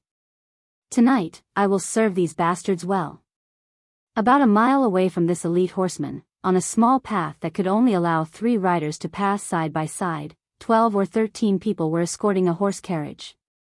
When they saw the bright light in front of them, their faces changed drastically. They saw torches raised at the end of the path, with 3 riders in each row. There were more than 10 rows in total. Under the light of the torches, the elite horsemen held the standard light crossbows of the Liyang military, ready to fire. When these righteous Jianghu bandits saw this scene, although they had already disregarded their lives, they were still frightened. Previously, to rescue the Su family of Guanhai County, who had been loyal to them for generations, they left the mansion secretly and left the city through the city gate.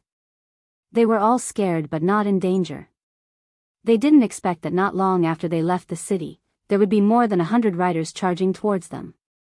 7 or 8 of them died under the light crossbows.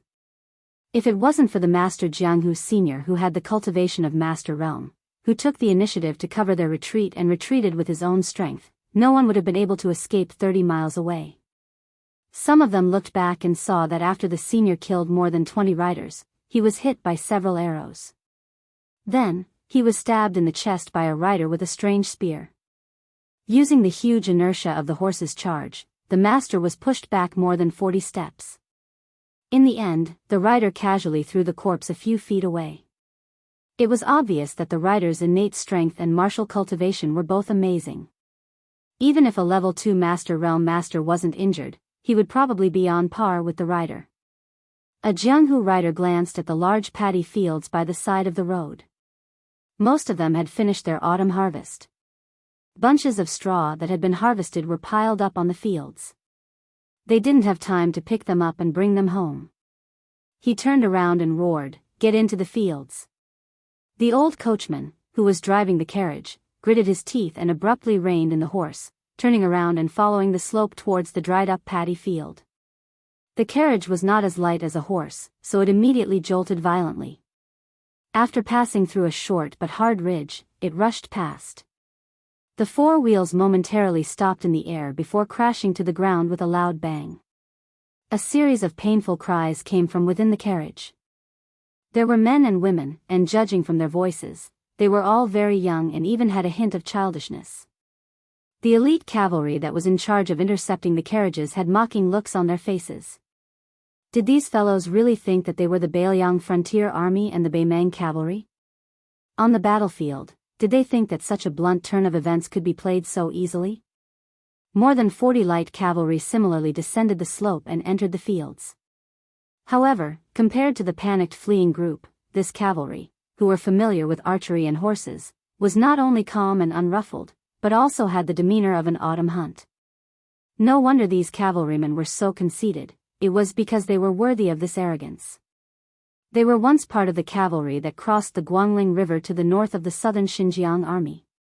Although the fighting on the battlefields in the capital could not be considered tragic, since they were able to become part of the southern Xinjiang cavalry in the early years and were even seconded to His Royal Highness, the current emperor, for a period of time, to serve Zhao Zhu, they naturally could be called first-class elite soldiers. However, at the crucial moment of merit and reward, the commanding general, Gao Bohai, who commanded 8,000 cavalrymen, for some reason, had a dirty relationship with Che Yi, a former direct subordinate of King of Shu, Chen Jibao. Originally, they thought it was a trivial matter and would not delay the conferment of Marquis and General. Unexpectedly, His Majesty the Emperor was enraged over such a trivial matter. Even though Gao Bohai had Zhang Dingyuan and Guing interceding for him, he was still directly removed from his post.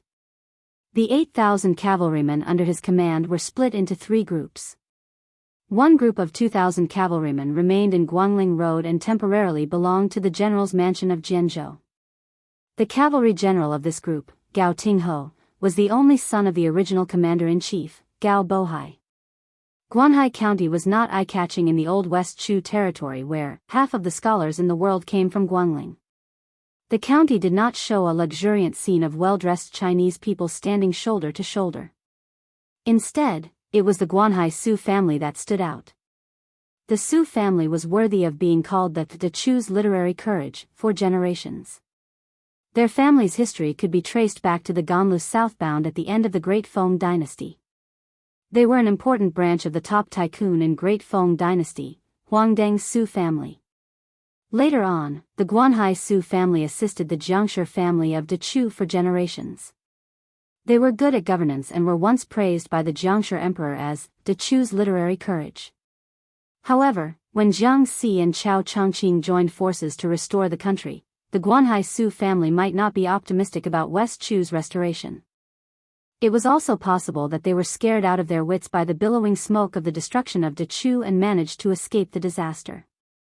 However, the Guanhai Su family's talents withered and the family's decline could not be salvaged. The eldest grandson of the Guanhai Su family, who had high hopes for the family, participated in the imperial examination together with Song Maolin. However, the latter won first place in one fell swoop and added flowers to the brocade of the Song family's prosperity. On the other hand, the former did not even qualify for the palace examination and failed early in the autumn imperial examination. It was destined that he would not be able to help the family in their hour of need and could only stake everything on one throw to stay in the capital and wait for the next examination. Originally, the Guanhai Su family's fate would only rise and fall in the Jiangnan scholarly circles or the future New Liang officialdom. However, because of the Rouge Review, God played a big joke on the Su family, who was the most fragrant of Guangling's Taoist books. A concubine's daughter who was originally raised in a boudoir and was unknown to everyone became a part of the Rouge Review at the age of 15. In one night, the world knew that the comment, "The Su family's daughter's beauty is enough to make the carp in the lake jump to the shore." Her name shook the north and south of the river and she was ranked 4th in the Rouge Review. In an instant, the number of people who wanted to marry her almost broke through the doorstep. People from all walks of life came one after another. Although the Guanhai Su family was focused on learning, they still maintained the strength of a scholar when faced with people who were caught off guard. They said that the woman in the family had already set up a matchmaker many years ago and that the marriage would be completed when the man turned 20. The Guanhai Su family would not go back on their word. However, no one would have thought that the Su family would grit their teeth and persevere, but the aristocratic family of Guanhai Commandery, who had been friends with the Su family for a long time, would shrink back and resolutely deny the marriage. The young man, who was only half a year away from becoming an adult, quickly got married under the urging of his father. He married a pretty girl from a small family of equal social status. All of this was, of course, caused by Deputy Provincial Commander Song, who had smelled the scent of blood. Think about it, how could Song Li miss a Rouge Review that was within his jurisdiction? Tonight's bloody interception was only Marquis Gao Tinghui's pledge of allegiance. However, Marquis Gao Tinghui did not expect that to deal with a group of scholars, he would lose 30 elite cavalry who were completely capable of making a name for themselves at the border. After all, he had underestimated the power of the Central Plains aristocratic families. The dozen or so Jianghu heroes surrounding the carriage all saw something strange in the distance. In the distant field, behind a pile of rice, there were two people, one big and one small, lighting a bonfire, as if they were roasting game. At this time, the elite cavalry who had caught up with the carriage team had already raised their crossbows and shot out arrows. The unique sound of the arrows piercing through the air was particularly ear-piercing in the silent field. One was in the south and one was in the north. The distance between the two sides was less than 30 steps. Most of the heroes who knew martial arts were able to use their weapons to block the arrows. However, there were still two people who were unlucky. They dodged the first arrow but did not dodge the second arrow. One of the riders was shot through the throat. He staggered forward for a dozen steps before falling off his horse and dying. The other rider was directly nailed to the temple. The huge penetrating force caused the rider's corpse to fall out on the spot. When the carriage brushed past the bonfire, another two Jianghu heroes who had stood up for the Su family out of righteous indignation died on the spot. Probably because the two sides were about to leave Tian'an and enter the dense forest in front of them, the light crossbows in the hands of the elite cavalry began to deliberately shoot at the horses of these people. The two large horses of the carriage were especially targeted. When the horse to the north was hit by 3 arrows, although the elite cavalry was afraid of accidentally injuring the prey in the carriage, the arrows that were shot at the horse were not fatal. However, it was enough to stop the carriage. The old coachman's face was filled with despair as he tightened the reins. Ignoring the pain in his arm, he forcefully stopped the horse to prevent the carriage from flipping over. The remaining Jianghu riders all stopped their horses to the north of the carriage and formed a line, protecting the carriage behind them. Keeping a promise was worth 1,000 gold and disregarding life and death. This was the foundation of these Jianghu people. Although the word loyalty was becoming less and less valuable in the new Jianghu, at least these people still firmly believed in the rules of the older generation of Jianghu. A middle-aged man who looked like a military officer leisurely turned his horse. After circling around the same place, he pointed the tip of his sword at the carriage and said in a deep voice, "Everyone get off." No one responded. The knight sneered and waved his sword forward. Another wave of light crossbows shot out. There were only 8 Jianghu people left. Half of them used their weapons to deflect the arrows or bowed their heads to avoid the arrows. The other 4 charged forward and without exception, they were all shot by the arrows and became like hedgehogs. An arrow accidentally hit the carriage and made a bang sound. The military officer did not even look at the corpses and said sternly, "I'll give you one last chance." An even more hurried and muffled sound of horse hooves sounded in the distance. The main general, Gao Tingho, had already led the 100 cavalry over.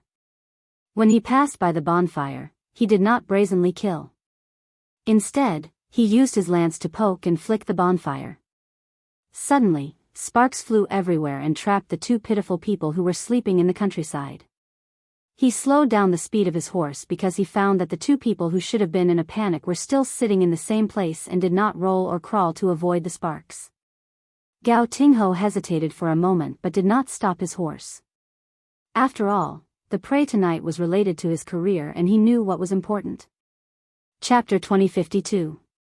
Due to Marquis Gao Tinghao's mercy, the hundreds of elite cavalry behind him didn't kill them. However, a few of them shot a few arrows and nailed them into the ground beside the 2 men. The closest arrow was only 3 or 4 inches away from the feet of the man in the green robe. Marquis Gao Tingho approached the carriage and looked at the 4 Jianghu heroes with a gloomy smile. "You 4, get off your horses and don't die. You've already done your duty by escorting them all the way here." The 4 men looked at each other and 3 of them slowly got off their horses with shame. Marquis Gao Tingho tilted his head and arrows rained down on them. The 3 men's thighs were hit by several arrows and they fell to the ground crying out in pain. Marquis Gao Tingho raised his lance and pointed at the only young man who didn't get off his horse. He smiled and said, "Tell me your name." "I don't kill nameless people." The young man put his sword back into its sheath and said, Hezhou's great sword hall's disciple, Lu Guanshan. Marquis Gao Tingho raised his eyebrows. What's your relationship with the great sword hall's hall master, He Shuewu? The young swordsman with an elegant temperament replied, he's my teacher. Marquis Gao Tingho couldn't help but frown. Not only was He Shuewu a tiger in Hezhou's Jianghu, but more importantly, he had stopped West Chu's Chao Chongqing from entering Great Peace City. In the end, he even received a copper fish bag from the Ministry of Justice. Back then, when the emperor led the army to the north, many of the great sword hall's disciples joined the army. This was a problem, but it was just a small problem. Marquis Gao Tinghao's mouth twitched. I heard that your teacher is expected to become a rank 1 martial master in the next few years. Then go and tell He Shuewu when he breaks through. I'll definitely pay him a visit and fight to the death with your teacher. We'll see if your great sword hall's sword is bigger or my Gao family's lance is longer. The young swordsman was stunned and didn't know how to respond.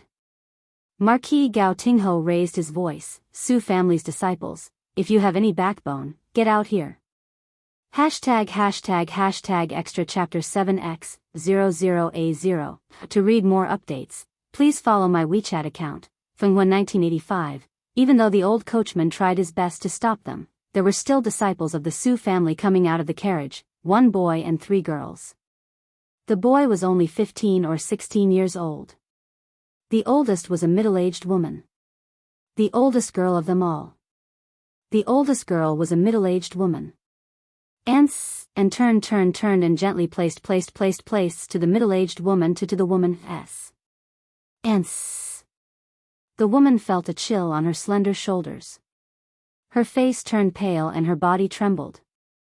She hugged the child in her arms tightly and summoned her courage to raise her head and say, General must be familiar with the art of war and have heard of the strategy of luring the tiger away from the mountain. Tingho, Then, the horse lance thrust out like lightning, and heavily struck the delicate and pretty boy's arm. The boy collapsed to the ground, and stretched out his hand to cover his wound. He was in so much pain that he rolled on the ground, and cried out in heart-wrenching pain. Marquis Gao Tingho closed his eyes and sorted out tonight's deployment in his mind. There shouldn't be any mistakes. He opened his eyes and pointed his lance at the girl in the woman's arms. He said expressionlessly, I advise you to tell the truth. It's not a good thing for a beautiful woman like you to be alone in the wilderness. Even if you don't care about your chastity, you don't have to cherish the few remaining students of the Su family. But how old is the girl in your arms? The maid wanted to step forward, but the middle-aged woman held her arm tightly. The middle-aged woman smiled bitterly and said, the Su family of Guanhai, regardless of gender, old or young, will never disgrace the Su family. Marquis Gao Tinghao's eyes were sharp. He glanced at the middle-aged woman's hand and laughed, so that's how it is. Insignificant skill. Marquis Gao Tingho stopped laughing and sneered, the Su family style. Now that the Su family of the Northwest is gone, how can your little Guanhai Su family be worthy of the word style? Marquis Gao Tingho pointed his lance at the big sword hall disciple not far away and said with a playful expression, you are a smart person. I suddenly have a desire to cherish talents. One day, after I kill your master, you will be the hall master of the big sword hall. How about it? Lu Guanshan's expression was uncertain. Marquis Gao Tingho clicked his tongue and said, the situation has already been decided. What's the point of caring about face? That's not smart. At this moment, a voice sounded from behind them, sister-in-law, you are also surnamed Su. What a coincidence. We were family 500 years ago. Marquis Gao Tingho turned his head and looked with a face full of hostility. He saw 2 passers-by, one big and one small, roasting game in the field. Before Marquis Gao Tingho gave an order, there was the sound of blades being drawn. Then an unbelievable scene appeared. One big and one small walked through the gaps between the horses like they were taking a stroll. They casually bent their backs and lowered their heads as they moved.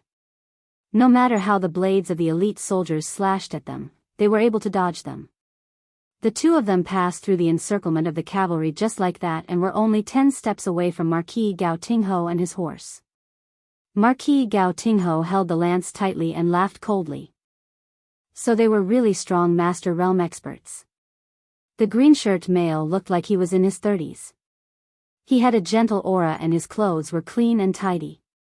He didn't have the arrogance of an official's son and instead looked like a good-tempered private school teacher.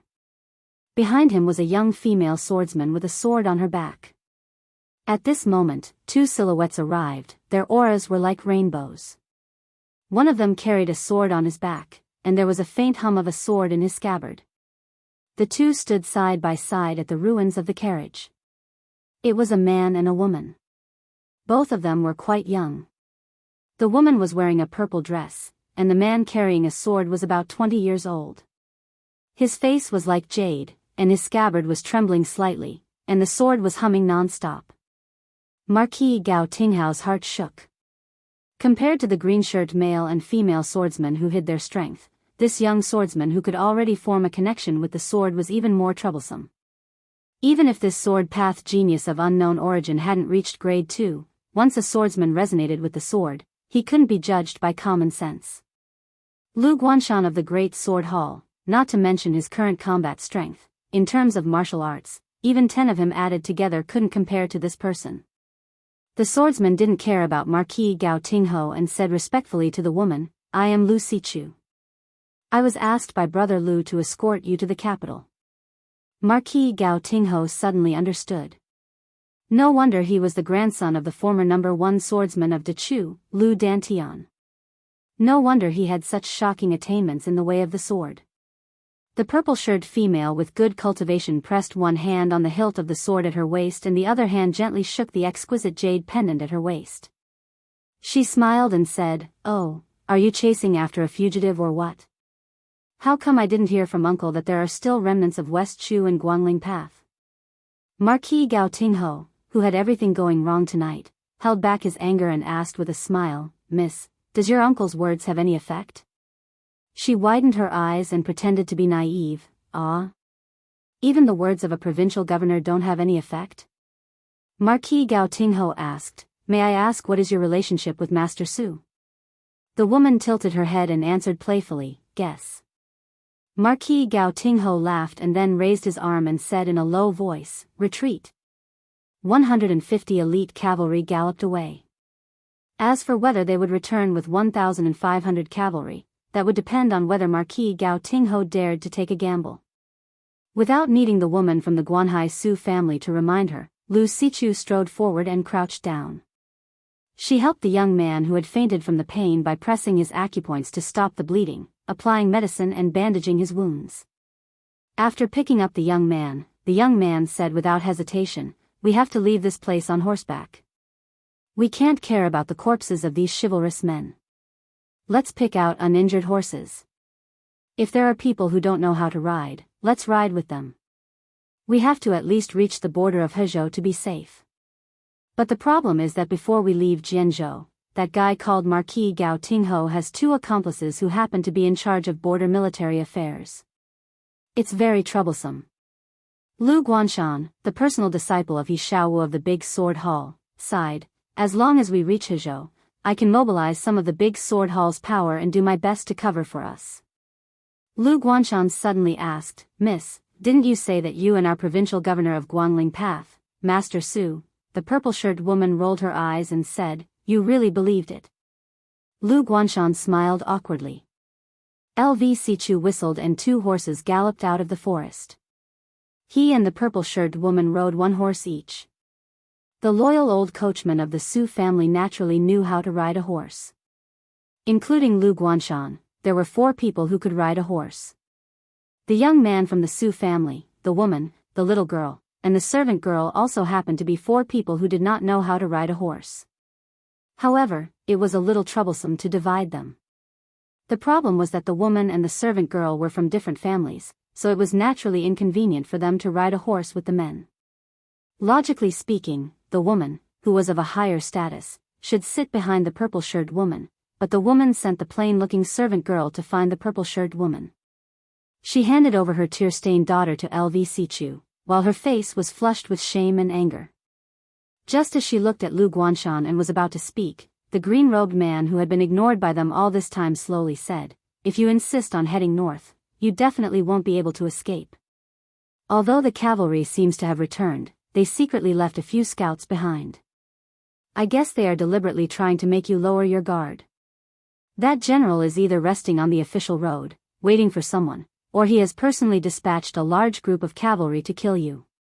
LV Chu had actually been secretly sizing up the man and the little girl, but could not see the depth of their thoughts. The purple-shirted woman seemed to be heartless as she smiled and said, "Then what do we do?" The green-robed man also smiled and said, "Ah, miss, you are wearing a purple robe. Aren't you the head of the Huishan Alliance? Dealing with these rascals, isn't it just a matter of flicking a finger?" Chapter 2053. The woman in the purple dress laughed and gave him a thumbs up. Good taste. Lu Guanshan was not in a good mood. He had an inexplicable natural hostility towards the strange man in the green robe. Especially when the two of them looked at each other, intentionally or unintentionally. Just now, Lu Guanshan felt his scalp tingle.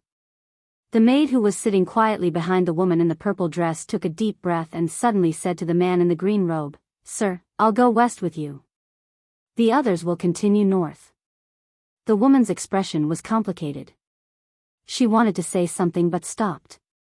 LV Chu and the woman in the purple dress were confused. Lu Guanshan blurted out, "No." What was even more strange was that the man in the green robe shook his head and said, "Even if I take someone with me, I'll take the child with the injured arm." The aura of the seemingly old coachman suddenly changed. His eyes were sharp, and he stopped tying the young man to himself. He stared at the uninvited guest who spoke with deep meaning. For a moment, the rice field was dead silent. The man in the green robe said helplessly, "If I had bad intentions, this wouldn't be the situation now." Obviously, the old coachman and the disciple of the great sword hall, Lu Guanshan, didn't believe it. Even if the man and the child could successfully pass through the cavalry. The man said softly, "Wang Sheng, open the box." The swordswoman nodded. Without any movement, the top board of the long purple box on her back slid open. At that moment, the box was filled with the sound of swords. LV Chu suddenly felt like she was facing a great enemy. She was stunned and said, "How is this possible?" The old coachman couldn't hide the fear in his eyes. He whispered, "Innate sword embryo?" #### Chapter 8. To read more chapters, you can follow my WeChat account, Fengwen 1985. After the girl saw the look in her master's eyes, she quickly closed the sword box and went silent again. The master and disciple were Su Fengnian and Wang Sheng. In fact, it wasn't a coincidence. Su Fengnian did want to save someone. It wasn't the girl from the Guanhai Su family, but the boy who changed his surname. In the early years of the Jianghu period, the boy's surname should have been Sunday. His grandfather was the Grand Preceptor of West Chu, Sun Shiji. At the end of West Chu's restoration, the official Chao Chongqing died outside Tai and city. The Empress Jiangxi died on the battlefield of the Western Wall. Sun Shiji, who had died in the imperial court of West Chu, was a family full of loyal soldiers. The generals all died on the battlefield without exception. The civil officials all died in a heroic manner. However, only the young boy disappeared in the sea of fire in the Sun family. Back then, the emperor of Liang, Zhao Zhuan, had no intention of investigating this matter and had Zhao Go give up. Later, the new emperor, Zhao Zhu, admired the Sun family and regretted it. He hoped to secretly find the only remaining child of the Sun family and use it to appease and attract more scholars in Guangling. However, after a thorough investigation, he found that the boy seemed to be involved in a great secret. Thus, Zhao Go of Liang and the Ministry of Justice of the capital had no choice but to take this matter seriously. Su Fengnian only found out about this when he drank with an old spy from the Fu Shui house who had taken root in Jianzhou. In fact, if not for the fact that the Su family of Guanhai came out with the Rouge Beauty Appraiser, and attracted too much attention, it was very likely that Zhao Go and the Ministry of Justice would have already found some clues. The boy would probably have grown up safely as a descendant of the Su family and died in bed with that secret. Of course, Su Fengnian didn't know why the Su family of Guanhai wanted the boy to follow Su Baozhao. In fact, the safest plan was for him to stay in the mansion. No matter how bold Song Li and Marquis Gao Tinghui were, they wouldn't dare to lead an army to slaughter the Su family of Guanhai. Did they think that with the help of the old coachman and those Jianghu heroes, it would be enough to deal with Marquis Gao Tinghui's elite cavalry? Or was it because they were worried that the family would be exterminated by Xian Liang for covering up the crime, so they simply threw the boy out of the house and let him die in an unexpected disaster? Su Fengnian didn't care about this. He only wanted to save the boy's life. Otherwise, the Marquis Gao Tinghui, who was in the dark, would most likely not let go of this insignificant scholar of the Su family.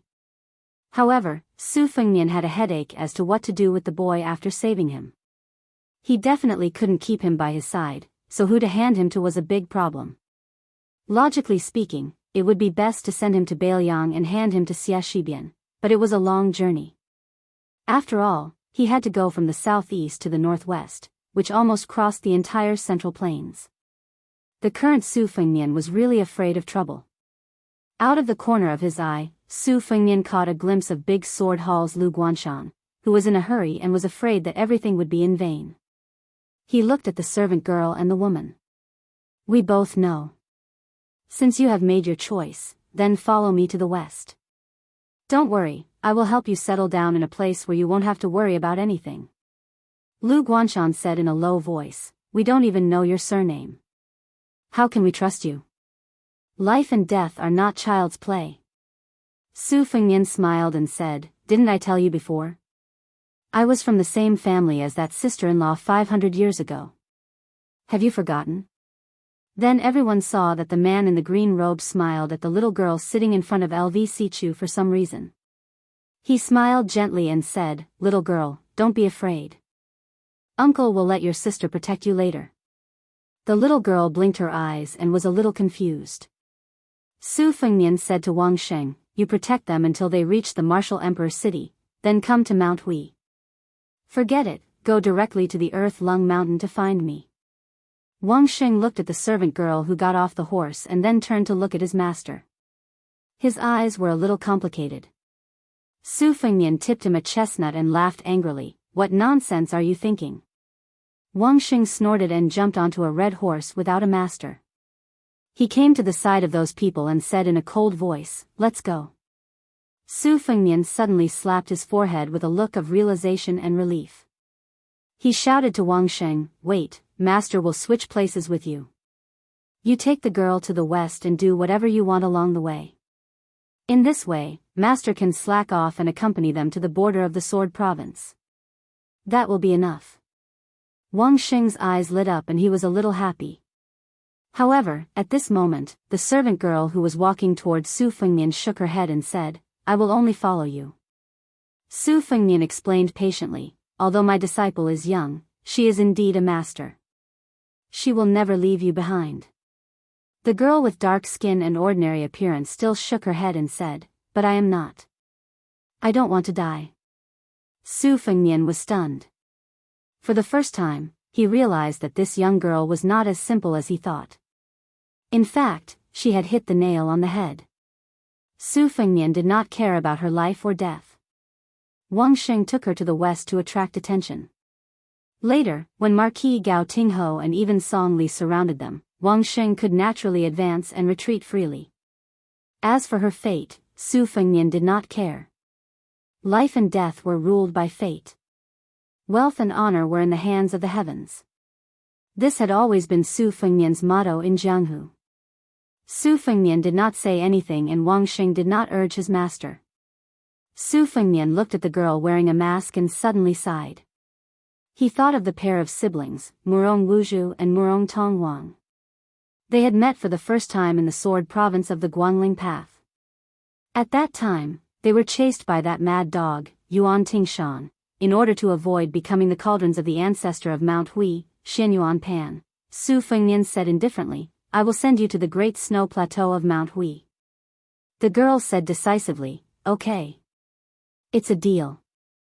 Su Fengnian said to Wang Sheng, do you want me to give you a small box to take with you on the way? The girl swordsman shook her head and said, Master, you should take it with you. It's more convenient for you to deceive mistress. Su Fengnian became angry out of humiliation. He waved his sleeve and said, impudent. The girl and the woman whispered to each other for a while. Under the curious gazes of LV Sichu and the purple-dressed woman, as well as Lu Guanshan's jealous and resentful eyes, the two sides parted. Su Fengnian brought the girl to the extinguished bonfire and then sat down cross-legged to rekindle the fire. There was a shriveled long cloth bag by his feet. The girl held a horse in each hand. She lowered her head to look at the man and asked, are we still not moving? Su Fengnian fiddled with the bonfire and continued to roast the mostly golden hare. Previously, Marquis Gao Tinghuang's lance had no effect on it. Su Fengnian said casually, let's fill our stomachs first.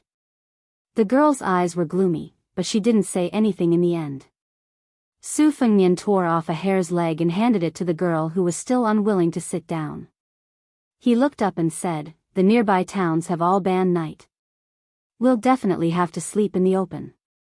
I'm not hungry. What about you? The girl hesitated for a moment. She let go of the reins and sat down beside him. They were separated by a distance of 2 arms, so both of them had to bend down before she could take the fragrant hare's leg. Then she leaned sideways and gently bit into it. Su Fengnian laughed it off. He tore off a piece of golden and greasy hare meat and chewed slowly. After the two of them finished eating the hare, Su Fengnian clapped his hands and asked curiously, how dare you go with me? The girl asked in return, how dare I not go with you? Su Fengnian smiled and shook his head. It's not good for a woman to be too smart. The girl's eyes were gloomy. She raised her hand and wiped the corner of her mouth without saying a word. Su Fengnian slanted his cloth bag and slowly got up.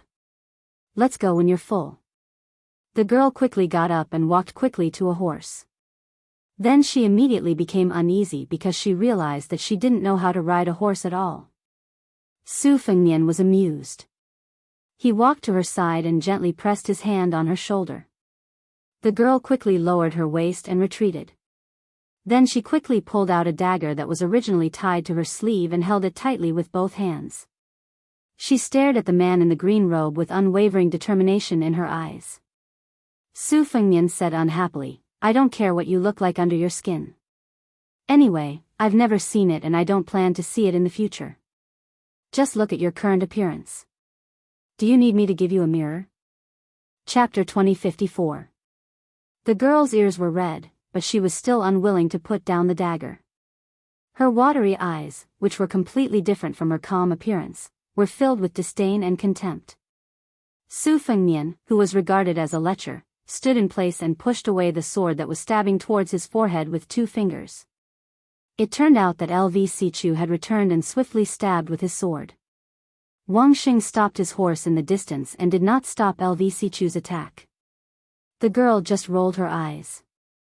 LV Sichu did not attack a second time. It was not that he did not want to, but he could not because his entire arm had lost feeling. Su Fengnian glanced at the young man. During my 2nd year in Jianghu, I once fought with your grandfather, LV Dantian. After saying this, Su Fengnian took a step forward and grabbed the girl's shoulder. The two of them instantly disappeared. LV Sichu was dumbfounded as if he was struck by lightning. Dozens of miles away, on a narrow path, a dizzy young girl bent over and kept retching. Su Fengnian said hello and returned the dagger that had fallen out of her hand to her. The girl trembled as she took the dagger and put it back into the sheath. Her watery eyes were wide open. They were filled with confusion, shock, curiosity, and so on. Su Fengnian smiled and asked, have you recovered? The girl subconsciously nodded. The next time they stopped, the girl sat on the ground. A moment later, when Su Fengnian asked the same question again, the girl gritted her teeth and nodded. After the 3rd time, the girl was about to cry. She did not wait for Su Fengnian to say anything and shook her head vigorously. Then, the two of them sat and stood by the stream in the mountains. Su Fengnian smiled and didn't immediately take her on their journey. The girl took a deep breath and squatted by the stream. She scooped a handful of water to wash her face and then fell into a daze. Su Fengnian reminded her, "Your face is not good enough. Be careful when you wash your face next time." The girl turned her head and asked, "Can I ask who you are?" Su Fengnian nodded and said, "Of course." The girl quietly waited for him to continue. Su Fengnian continued, "But I won't say it." The girl was speechless. The girl thought for a moment. "I'm that Su Baozhao." Su Fengnian smiled and said, "My surname is also Su." The girl smiled for the first time. "If I take off this mask, can you tell me who you are?" Su Fengnian asked, "If I take off my clothes, will you take them off?" The girl was once again left speechless. Su Fengnian squatted down and pulled out a blade of grass that grew between the cracks of the rocks. He put it in his mouth and chewed it gently. The girl looked at him from the side, not knowing what she was thinking. #### extra chapter 9. More updates have been uploaded on WeChat. You can read them. WeChat ID, Fenghua 1985, overnight, the two of them arrived at the riverside crossing of the Shi River. They could already see the silhouette of Mount Hui and Mount Longhu in the distance. If it wasn't for the fact that they had to take care of the girl, they wouldn't even need to wait for dawn to arrive. The two of them waited at the crossing for a huge 2-story ferry to set sail. Mount Hui was now the holy land of Jianghu. Watching the snow on the snowy plains was also one of the top 10 sights of Liyang. Every day, there would be an endless stream of people going to Mount Hui to enjoy the scenery. There were many ferries on the Shi River that went directly to the foot of Mount Hui. If you wanted to board a ferry, you would have to fork out one tael of silver. Of course, it was also possible to go to Mount Huishan by land, but you would miss the view of the moonless tower overlooking the river. Ever since someone said that he had seen the peerless figure of the purple dress of Mount Huishan on the top of the building on the ferry business had been booming. After all, it was true that anyone could climb up Mount Huishan, but not everyone could climb up the snow plateau on the Bull Mound. There was still less than an hour before they set off. Su Fengnian and the girl from the Guanhai Su family were sitting at a porridge shop at the crossing. They were surrounded by a group of burly men who looked like bandits. When some of them caught a glimpse of Su Baozhao's back, their blood rushed to their heads. That slender waist and tight buttocks of hers were attractive enough. If they could change that coarse cloth skirt into silk and satin, just her swollen buttocks would be enough to take their lives. However, when those men excitedly found a chance to see the girl's face, they quickly returned to their original positions while cursing. It was very disappointing. Su Baozhao was originally indifferent. However, when she noticed that the corner of the guy's mouth was slightly raised, she was in a bad mood. She sneered and stuck out a finger to her temple, as if she was going to tear off her face. Su Fengnian said flatly, "You have to bear the consequences." Su Baozhao resentfully put down her finger, "Who are you going to give me to?" Su Fengnian didn't hide anything and said bluntly, "It's not a certain person. To be precise, it's Mount Hui. In short, you will be very safe. Even the one surnamed Song won't dare to touch you." Su Baozhao's face was cold. "Other than handing me to that girl in Mount Hui, are the others any different from the one surnamed Song?" "I'm afraid they're not as powerful as Song Li." Su Fengnian rubbed his chin and then asked seriously, "I forgot to ask you what you think. If it's to lure away Marquis Gaoting's cavalry, it's already done. As for that boy's safety, with my disciple there shouldn't be any big changes. The reason why I wanted to take you to Mount Hui from the beginning was because I thought you were someone from the past. You can tell me now. It's not too late to change your mind. Moreover, I don't want to owe Mount Hui a favor for nothing." Su Baozhao was silent. Su Fengnian continued, "Although I don't find Song Li pleasing to the eye, in the eyes of many women, he might be a rare good match. He's good at both civil and martial arts, and started from scratch. Yu's age isn't too old, but his official title is high enough. He's already a general with the surname Ping, and also a deputy provincial governor." Su Baozhao suddenly said, "Between a man and a woman, isn't there a need for love at first sight and mutual affection?" Su Fengnian smiled, "Do you want me to throw you in front of Song Li?" That won't do. I'm afraid I won't be able to hold back. Su Fengnian didn't continue. He was really afraid that he would kill Songli because his hands were itchy. Then, the deputy provincial governor of Guangling would have to be replaced. The kanji shop's waiter had already urged the two of them to quickly pay up and get out of here. Don't occupy the latrine and delay them from making money. Su Baozhao looked at the man in green who obediently took out his copper coins to pay the bill and felt a little strange. She had also secretly read some scholars in beautiful women, ghost stories, and romance novels in her boudoir. As a young girl who had almost never stepped out of the Su family's house in Guanhai, she didn't have any longing or admiration for the kind of people in Jianghu who would pull out a sword to help others when they saw injustice. However, she was still somewhat envious of their chivalry. She felt that she was a sparrow in a cage who could only eat the bait fed by others day after day. Therefore, as for those who could live and die on their own, besides being envious, she was also somewhat jealous. After Su Baozhao was 10 years old, she didn't even have the opportunity to go out to the temple to burn incense.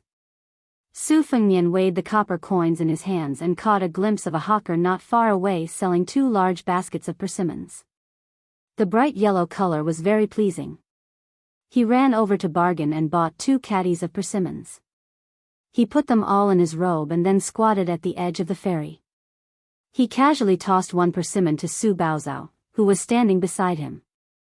Su Baozhao used her sleeve to carefully wipe the persimmon before taking small bites.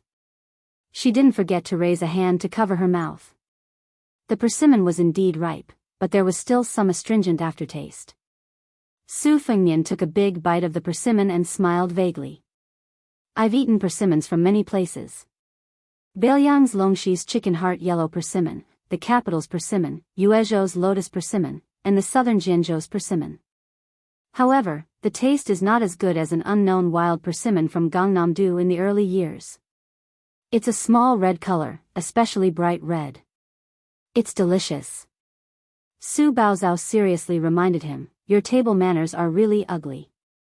Su Fengnian ate 1 persimmon after another. Soon, the only persimmons left in his pocket were a pair of fellow sufferers. He then stopped eating like a hungry ghost and looked into the distance. Unknowingly, old Huang, who lacked front teeth, had passed away for more than 10 years. Su Baozhao suddenly couldn't help but squat down. Then, she felt a gentle breeze above her head. She turned her head to look and saw a shifty-eyed man resentfully retract his hand. It was obvious that he had been aiming for the round and perky part of her waist. She glared at him angrily. The short and vigorous man with a short saber in a golden sheath grinned and made a kneading gesture with his hand provocatively. Su Baozhao was helpless. She could only turn her head to Su Fengnian and say angrily, "You're turning a blind eye?" Su Fengnian sat cross-legged with his hands on his knees. He squinted his eyes and smiled. 10 years ago, I wouldn't be any better than him. Su Baozhao fiercely threw away half of the persimmon and said angrily, "Pervert." Su Fengnian laughed and said, "It's a waste of youth if one isn't perverted." Su Baozhao stared fiercely at the disappointing man in green. How can a person like you become a Jianghu master? God must be blind. Su Fengnian nodded indifferently and said, "Yes, yes." Perhaps because they realized that the man beside Su Baozhao didn't even dare to fart, the man with the short golden sheathed knife and the 2 burly men beside him thought that they were 2 soft persimmons. The 3 of them laughed strangely and surrounded the man and woman who were squatting on the ground. One of them crossed his arms and said, "Although this little girl doesn't look good, if you blow out the lights at night or cover her head during the day, as long as you don't look at her charcoal face and take off her clothes, you'll definitely have a different taste. I reckon she's not far from a courtesan, right? Isn't that right, brothers?" The short man sneakily stretched out his toes, as if he wanted to weigh the girl's 2 full moons. Chapter 2055. As a result, the 3 of them flew high into the air at the same time and then landed on the surface of the Shi River. After that, they glided over the surface of the river like dragonflies skimming the surface of the water, moving further and further away. Finally, they disappeared from everyone's sight at the ferry at lightning speed. This Qing Gong was really amazing. the people of Jianghu at the ferry were very impressed. They thought that it was no wonder that the real person did not reveal his true appearance. When an expert made a move, it was obvious whether they were real or not. If the three masters did not let out a series of strange cries, their fluttering demeanor would be even more flawless. Su Fengnian clicked his tongue and said, "Amazing, amazing." The girl who was looking at him in a new light immediately lost her good mood. She sneered and said, "If I didn't know better, I would have thought that it was you and not me. You're wearing an extra layer of skin." For the first time, the guy did not talk back. He shrunk his shoulders and folded his hands into his sleeves, squinting his eyes and looking into the distance. He had a martial arts cultivation, but he looked like a vulgar villager who squatted in the field and stared at the harvest. Su Baozhao snorted in disdain. He remembered those scholars in the books. Which one of them wasn't spirited and outstanding? Which one of them wasn't elegant and refined? Which one of them wasn't handsome and elegant? The two of them did not speak until the ferry was about to set sail. Su Fengnian called her to walk together. He found that the eyes of the men around them were shining, so he let her step on the wooden plank that connected the ferry and the bow. After she walked up, she suddenly turned to Su Fengnian and stretched out 2 fingers. She gently bent them, indicating that he should watch his eyes. Su Fengnian smiled and nodded. The two of them did not enter the cabin. They stood at the stern. Su Fengnian leaned on the railing. She thought for a moment and could not help but ask, "Can your disciple really escort them to the border of Jianghu smoothly?" Su Fengnian nodded. Su Baozhao asked again, "Your disciple and the young swordsman with a long sword can make the sword in the scabbard vibrate by itself. Are they the kind of sword immortals who can take people's heads from thousands of miles away?" Su Fengnian didn't know whether to laugh or cry. That's still far from it. Over the past 100 years, if we don't count the reincarnation of ancestor Lu, there are probably only Lu Songtao of Zhulu Mountain, Li Chungang of the Spring and Autumn Sword Armor, and Dong Tai of the Peach Blossom Sword Deity. The current second in the world, Yu Groom, and the third in the world, Sui Hua of the Wu family's sword tomb, are still a little lacking.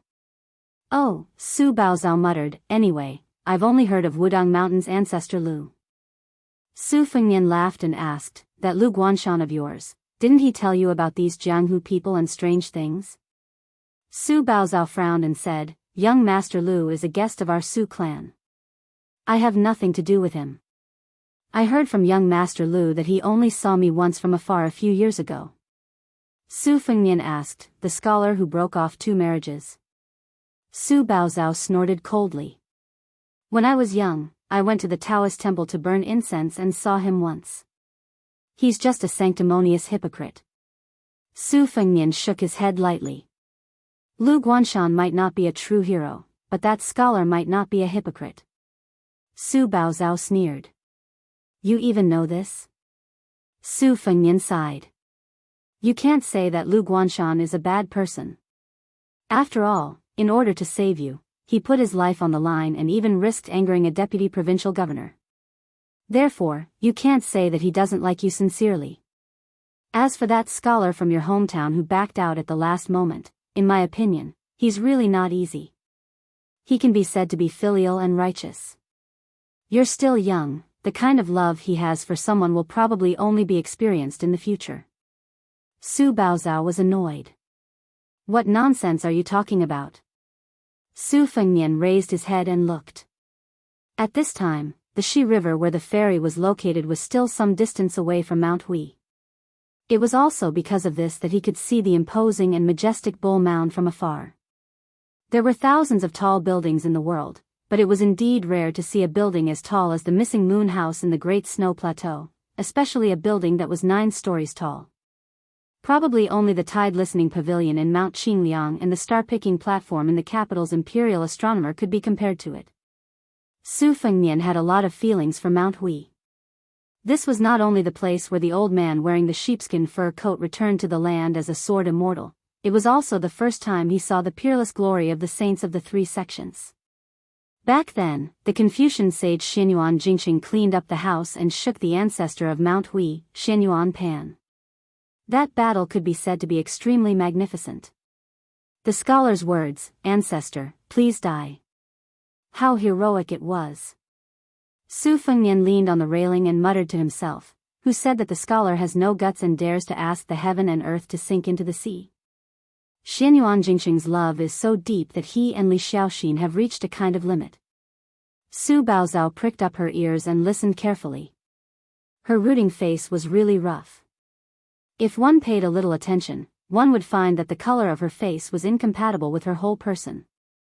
The Tide Listening Pavilion's death warrior Xu Xiu was proficient in this field. She once said that there were 3 levels to making a face, namely, the rooting and the enchanting. In order to escape from Biyao, she had to pay a huge price of 10 years of her life to make an enchanting face and exchange it with Su Fengnian. Only then did she go to the king of Jing'an, Zhao Sun. As for whether she regretted tying her fate to that emperor of 10 years, and finally died for Zhao Sun, Su Fengnian did not know what she was thinking before she died. However, the last time Su Fengnian saw her was before the battle with Qin Jibao on the Guangling River. The woman jumped into the river to save the young king of Zhao who had fallen into the water. At that moment, Su Fengnian felt that Xu Xiu might have really fallen in love with Zhao Sun, who was lofty and fragile. However, he did not know whether Zhao Sun knew the true identity of the woman beside him before his death, and whether he had seen the true face under the mask. As for the enchanting face, Su Fengnian gave it to Murong Tonghuang. The latter entered Beimang during the Yonghui auspicious talisman and became the most trusted confidant of the former Beimang crown prince Yellow Hongkai. After the Beiliang cavalry went north to the grassland, Su Fengnian tried to find him, but to no avail. Most of the fate in the world was like this. One's thoughts were constantly on one's mind and could never be forgotten. Su Baozhao suddenly asked worriedly, "Aren't you afraid that Marquis Gao Tinghuang will turn around and chase after your disciple?" Su Fengnian explained, "A good qi refinement grandmaster came from Seaview County. When we stopped for the first time, I gave them some clues to keep them in suspense." Su Baozhao's eyes lit up. "Qi refinement warrior? Is he one of those celestial beings in books who live in the clouds and drink dew?" Su Fengnian smiled and said, "You can think of it that way." Su Baozhao realized that this person's eyes were naturally long and narrow. Every time he smiled, it became more obvious, just like willow leaves in the spring breeze. But she still did not like it. Su Fengnian was indeed very comfortable at this moment. This was because almost all the qi refinement warriors from the former Liang and Beimang dynasties had been killed by him. Now that he had retired from the martial world and looked back at the martial world, he finally had some of the leisure and carefree mood of Dong Tai. Naturally, he felt a different kind of feeling in his heart. Su Fengnian straightened up and suddenly looked up. There was a touch of purple on the roof of the moonless tower. It was as if a high and mighty celestial being was overlooking the mortal world. #### extra chapter 10. More updates have been uploaded on the official WeChat account. Everyone can follow and read it.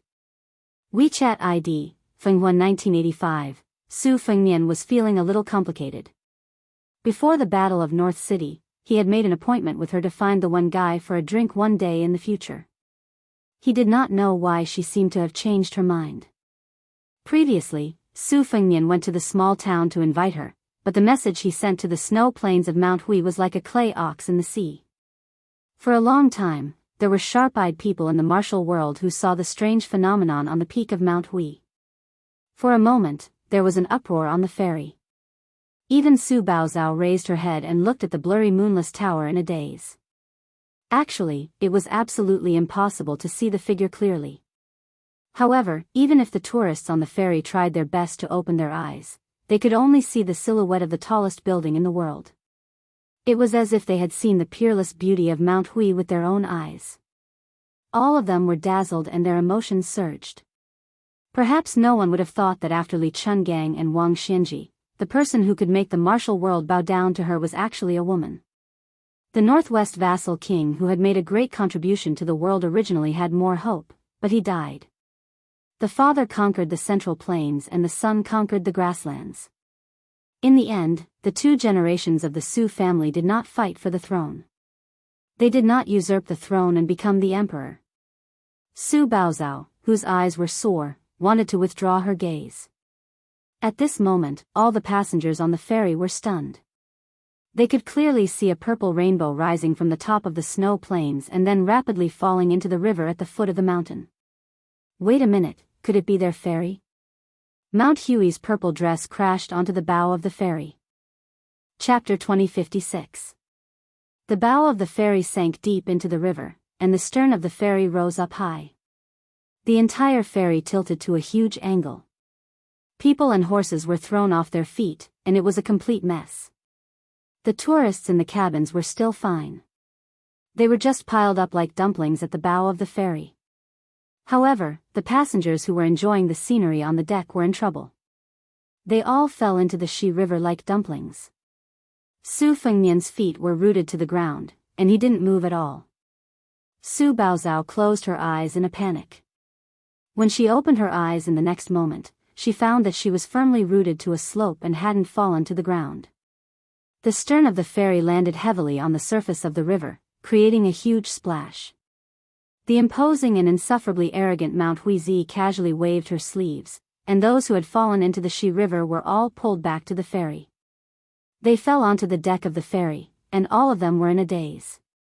Xinyuan Qingfeng, who had almost stepped on the ferry and overturned it, glanced at Su Fengnian. There was some doubt and inquiry in her eyes. Su Fengnian responded with a wry smile. She snorted coldly and suddenly disappeared. Su Baozhao's mind was sharp. She went straight to the point and asked, "Do you know the Jianghu leader of Mount Hui?" Su Fengnian couldn't help laughing. He asked with a smile, "You don't know her?" "Who doesn't know her?" Su Baozhao asked again, "She knows you too."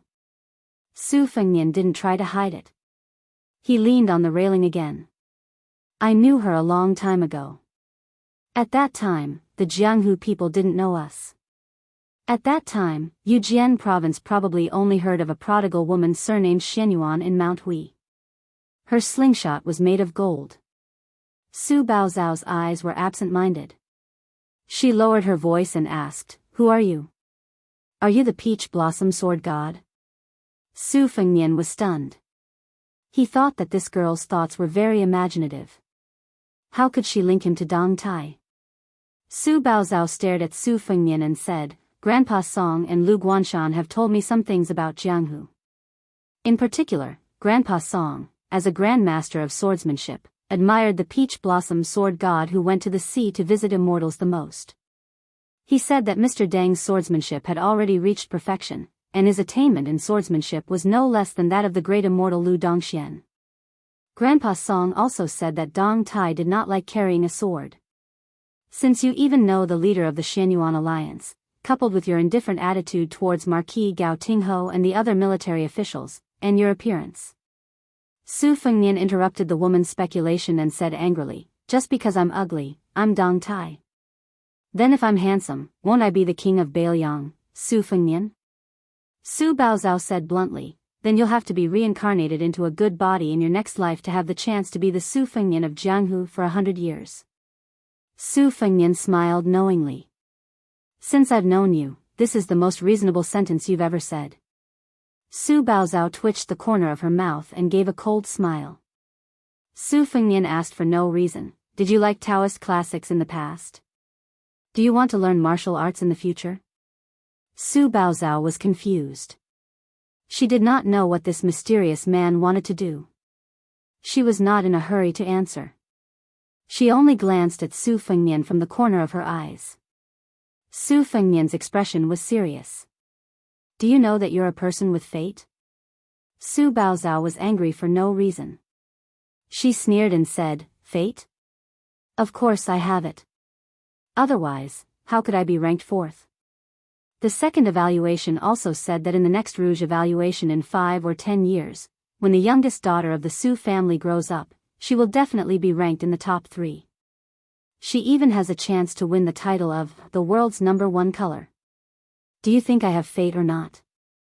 Su Fengnian sighed softly and said, "There have been so many Rouge evaluations, but I don't think there has ever been an evaluation of the world's #1 color. Only the last Empress of West Chu won the title of the world's #1 color, and became one of the 13 colors of spring and autumn. I'm not interested in the world's #1 color. I've only heard of the Biyao cavalry. Su Baozhao frowned. The Biyao cavalry? Didn't they break up? Su Fengnian raised his head. The river breeze brushed past his face, blowing his sideburns as if he was flipping through a book. He whispered, yes. Back then, at the northwest gate of the Central Plains, it was said that Biyao had 300,000 iron cavalry. Of course, it was impossible for the real Northwest cavalry to have 300,000. At its peak, it was only 140,000. At the end of the third year of Jianghu, it was getting worse and worse. After the 30,000 left cavalry led by Lu Deyuan was destroyed, Yu Wandao's Yuzhou cavalry, Yuan Tingshan's White Feather Light cavalry, Su Longxiang and Li Mofen's Dragon Elephant cavalry, Ko Jianghuai's Liuzhou cavalry at Chi Fu Long Pass, Ningamei's Iron Stupa, and many of the Biyao cavalry's main field battle forces. In addition to the two heavy cavalry armies, they lost and replenished their sources of soldiers again and again.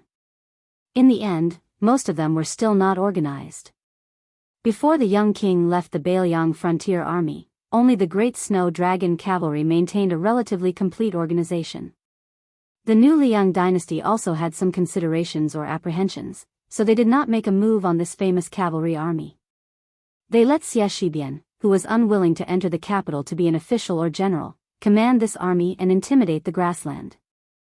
As for why they chose Xie Shibian, who had only joined the Biyao frontier army much later, instead of Biyao's native generals like Li Yanchao, Ningamei, and Li Mofen, the imperial court's intentions were obvious.